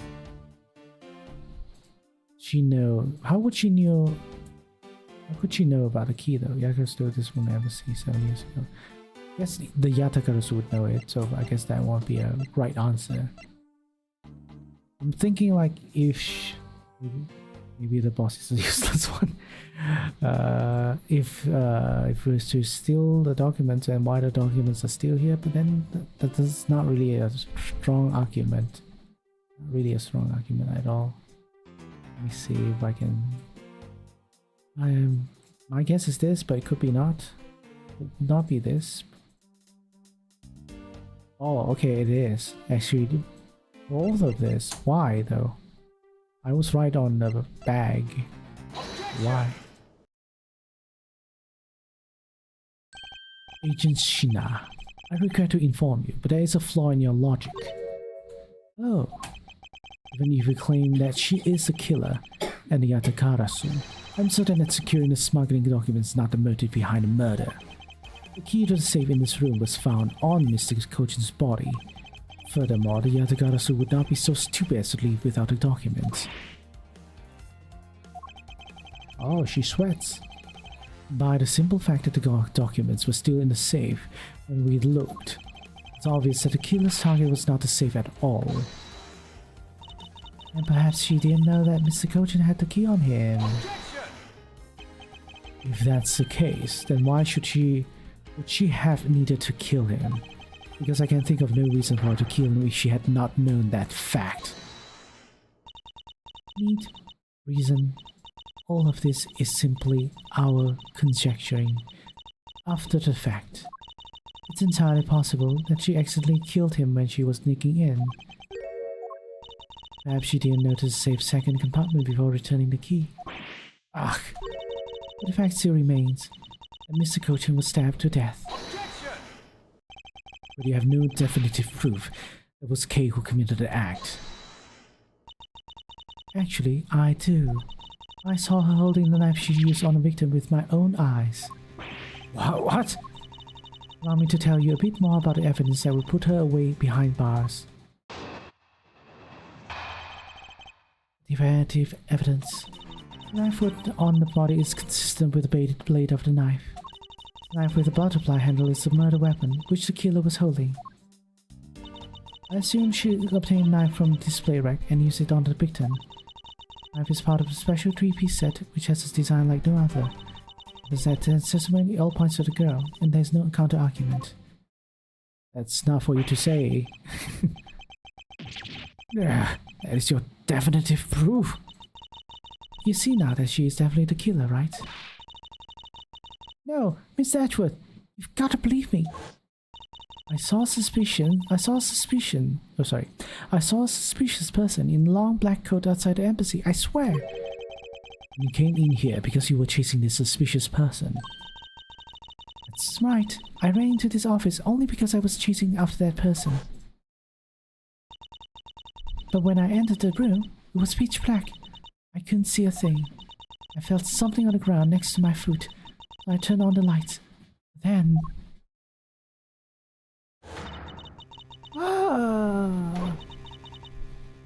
Who's there? This is... I came to this room upon hearing the girl scream. When I saw her holding the knife, I immediately restrained her. So, the object Kay felt by her feet on the floor was the murder weapon. I had the knife analyzed right away, but we failed to find anyone's print on it. But the suspicious person in the black coat who came into this room before me continued to insist there was such a person. If there was, where did they go? I don't know. I knew they came in here. Sounds like the desperate excuses of a suspected killer, not a trustworthy testimony. You understand, don't you? Can't trust this girl's words, Mr. Edgeworth. She has a point. Even if Kay's words are the truth, I must show that they are with some solid evidence. Mr. Edgeworth, I really didn't. Kay, Don't worry. If you didn't do it, then there must exist a way for me to prove that. Hey, no more lag. Oh, no more lag. Still not giving up, I see. In that case, try to counter my argument if you can. Don't worry. I can and I will.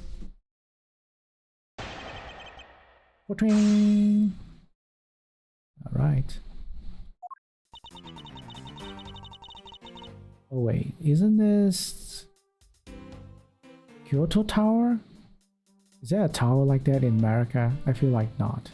Anyhow. With the blade, knife with the butterfly handle is the murder weapon which the killer was holding. Nothing wrong with that. Wait, no, there's something wrong with this. We have one like that. Oh, okay. You mean to say that you saw Kay holding the murder weapon with your own eyes? I was also on the search for the Yatagarasu. When I heard that girl's scream coming from this room, I rushed over straight away. When I arrived, I saw that girl standing there motionless with a knife in her hands. I already told you, I only came here because I was also after Yatagarasu. Suspicious person I saw came into this room. But when I entered, it was pitch dark. I felt something by my foot on the floor, so I turned on the lights and then I found out that it was the murder weapon at your feet. How many times do I have to tell you? We can't trust the words of a suspect.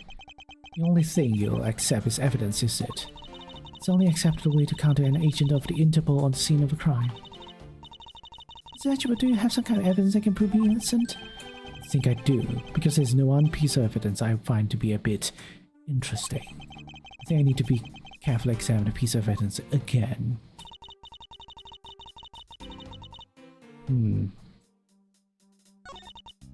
I guess I have to look at it first. So I'm gonna look at the handle. There's a lot of skill detailing on this handle. It would appear that the handle on this knife is removable. I guess some people can change them whenever they feel like it. Sounds like fun, sir. I don't think people would remove the handle just for fun, detective. Can I remove it now, though? So this is what took Mr. Cochin's life. Some of his blood is still on the blade. Well, I've been a detective for 7 years already. I've seen a lot of whippers in my days. The knives that were used to cure were always the hardest for me to wear. Yes, unlike guns, this is one weapon where you're likely to find the victim's blood on it. Yeah, just like how this one is practically treated, sir. Despite that, it looks like blood managed to miss the handle somehow. Yes, isn't that so spacious? Can I do something about it? Like, pull it off or something? No? I think it's in Seattle. I'm going to grab some chow real fast. I'll be AFK. No problem. Seattle, okay. Guess not this one.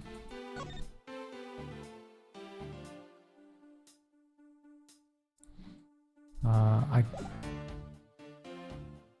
don't think they're talking about this. Kingdom Albert still produces a very luxurious Cordobian paper, which is renowned for its extremely high quality. Rubber is the sole producer of Bubbly's ink, which is made from white crystal. It's known to generously offer coupons. National Treasure Victoria, they also possess a set of pre-finely crafted knives.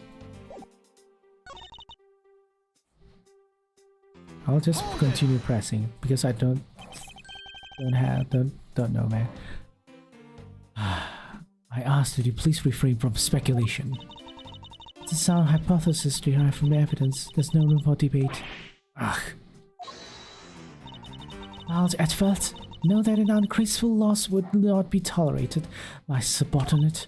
Now, rebut her hypothesis with factual logic. Otherwise, what was your investigation for? Yes, you are correct. Thank you.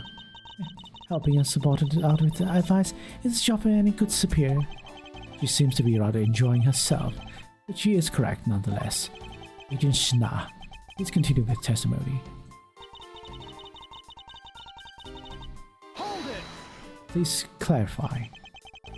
About the 3-piece set, is there really no other like it? Let's ask Ambassador Paliona for more details, shall we? The knives are indeed special. They have the butterfly, the swimboard, the Republic of Babal engraved on them. And because there are only 3 of them in the world, they are very, very valuable. The national symbol, huh? Well, the knives are covered with the butterfly design. Along with the Albastian set. Along with the Albastians, wait. Along with the Albastian set, our respective countries only have 3 knives each.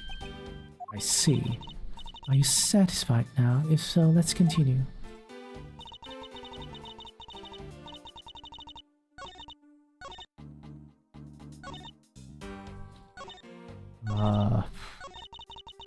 There is some evidence I need to further investigate.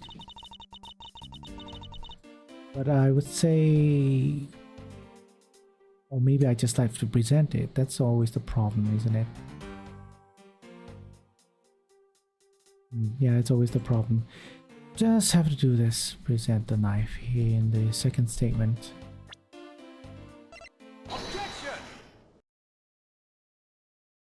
I thought there would be a different statement on the knife after examining it, but no, apparently it's not what you do. Oh well. So, the murder weapon was the knife with the butterfly design on it. Is that really the truth? What are you getting at? I'd like for you to take a look at this.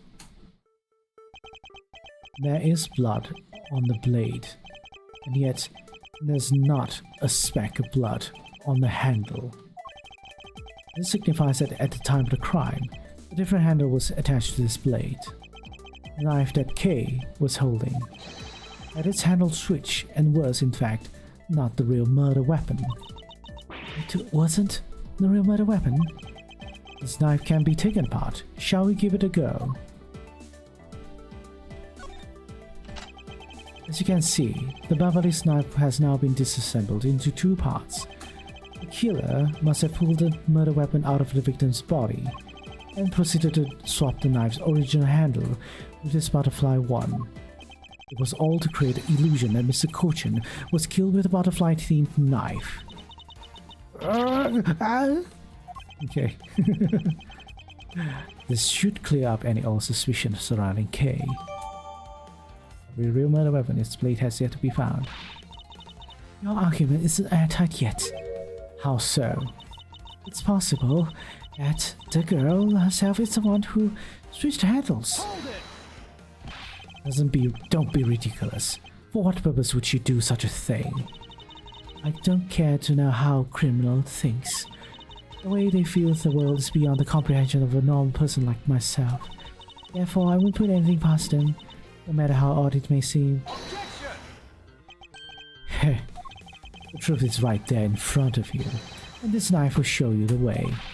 I'll come to see that Kay's not and could not have been Mr. Cochin's killer. What is this mark on here? It's the mark of a flower. I assume you know what this means. No, not really. But butterflies rest on flowers all the time to drink their sweet nectar. And so they do. However, would this butterfly really drink the nectar of this flower? The answer is clearly not a chance. Now, to prove the relationship between the butterfly and the flower with this. Take that! Can't be serious. It appears that you've made a connection.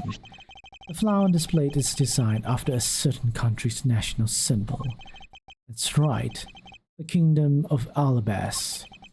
In other words, this blade is one from the Albas ornamental knives. This part of the knife handle has Babal's national symbol of the butterfly on it. Therefore, it is undeniably Babalis in origin.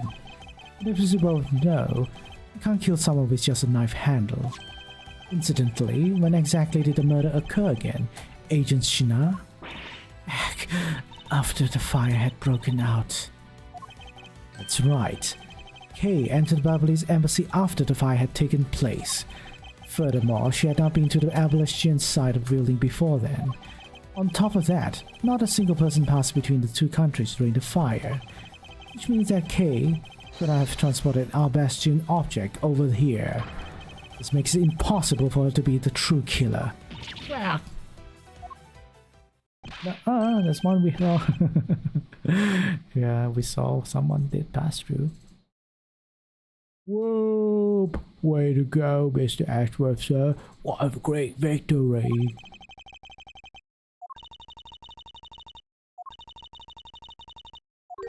Oh, hey, why is everyone so quiet?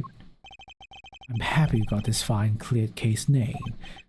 What worries me now is what will happen next. What is the meaning of this? An Alabastian knife here? Do you mean, how did this find its way to the Republic of Babal? It didn't just find its way over, rather. We should focus on how it was smuggled over. You know what? My brain hurts thinking about it while we're just standing around. Thinking while we're on the run. Now that's the way a real great thief operates. Okay. Well, thanks a bunch, Miss Ashworth, for proving me innocent, I mean. You believed in me the whole time, right? Tell me you did. Not really, but... Haha, come on, you don't have to be sorry about it. Your argument is still not airtight. Would you care to elaborate? I understand now that the girl didn't commit the murder. However, there is still the possibility that she is the Yatagarasu. And again, look, how many times do I have to explain to you? I'm the real Yatagarasu. I'm like that fake one that goes around setting fires, okay? Whether you're the real deal or fake, it doesn't really matter. All I have to say is this. I have my suspicions that this girl is the one who started the fire. Preposterous. On what grounds do you suspect her of such a thing?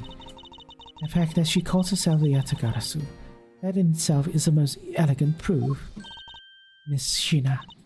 Yes, I have no intention of taking back any of what I said. I am the great thief Yatagarasu, and I refuse to allow some imposter to claim that name as their own. The path of justice that my father pointed me towards, I will walk in the best I can. It's not good to be so stubborn. I hope you can understand that. Thanks a lot for the concern, Miss Shina. Let me share something with you too. It's a token of my appreciation. Those sunglasses totally do not think for you. So I'll steal them from you next time, okay? What? Well, I guess we better get going. Going? To where? To the Kingdom of Alabas. If we don't go, we won't know for sure, right? I suppose not. We won't get anywhere simply by standing here thinking. To see where the Albastian knife came from, we'll have to pay the Albastian's embassy a visit. Let's go, Miles Ashworth. As you are my subordinate, I will not tolerate you bring the investigation to a halt. Understood. Oh, to be continued. Oh, Wells. That's a nice job, don't you say? Alright, that will be it. Thank you everyone for coming by to watch. And I hope you enjoyed it. We'll continue again next session. I'll probably do 2 more sessions, probably 3 more sessions, just to be safe, because it is a long case. So yeah, I feel like I have to split it into like 3 parts, perhaps 3 more parts. Anyways, anyone that's watching, I hope you enjoyed this, and VOD on if you like it, I appreciate if you also actually like the thing, the like button, the subscribe button, and all the things, the comment, and whatever you can to support channel. And yeah, that's will be it. Alright, take care, stay hopeful, be critical. Bye bye.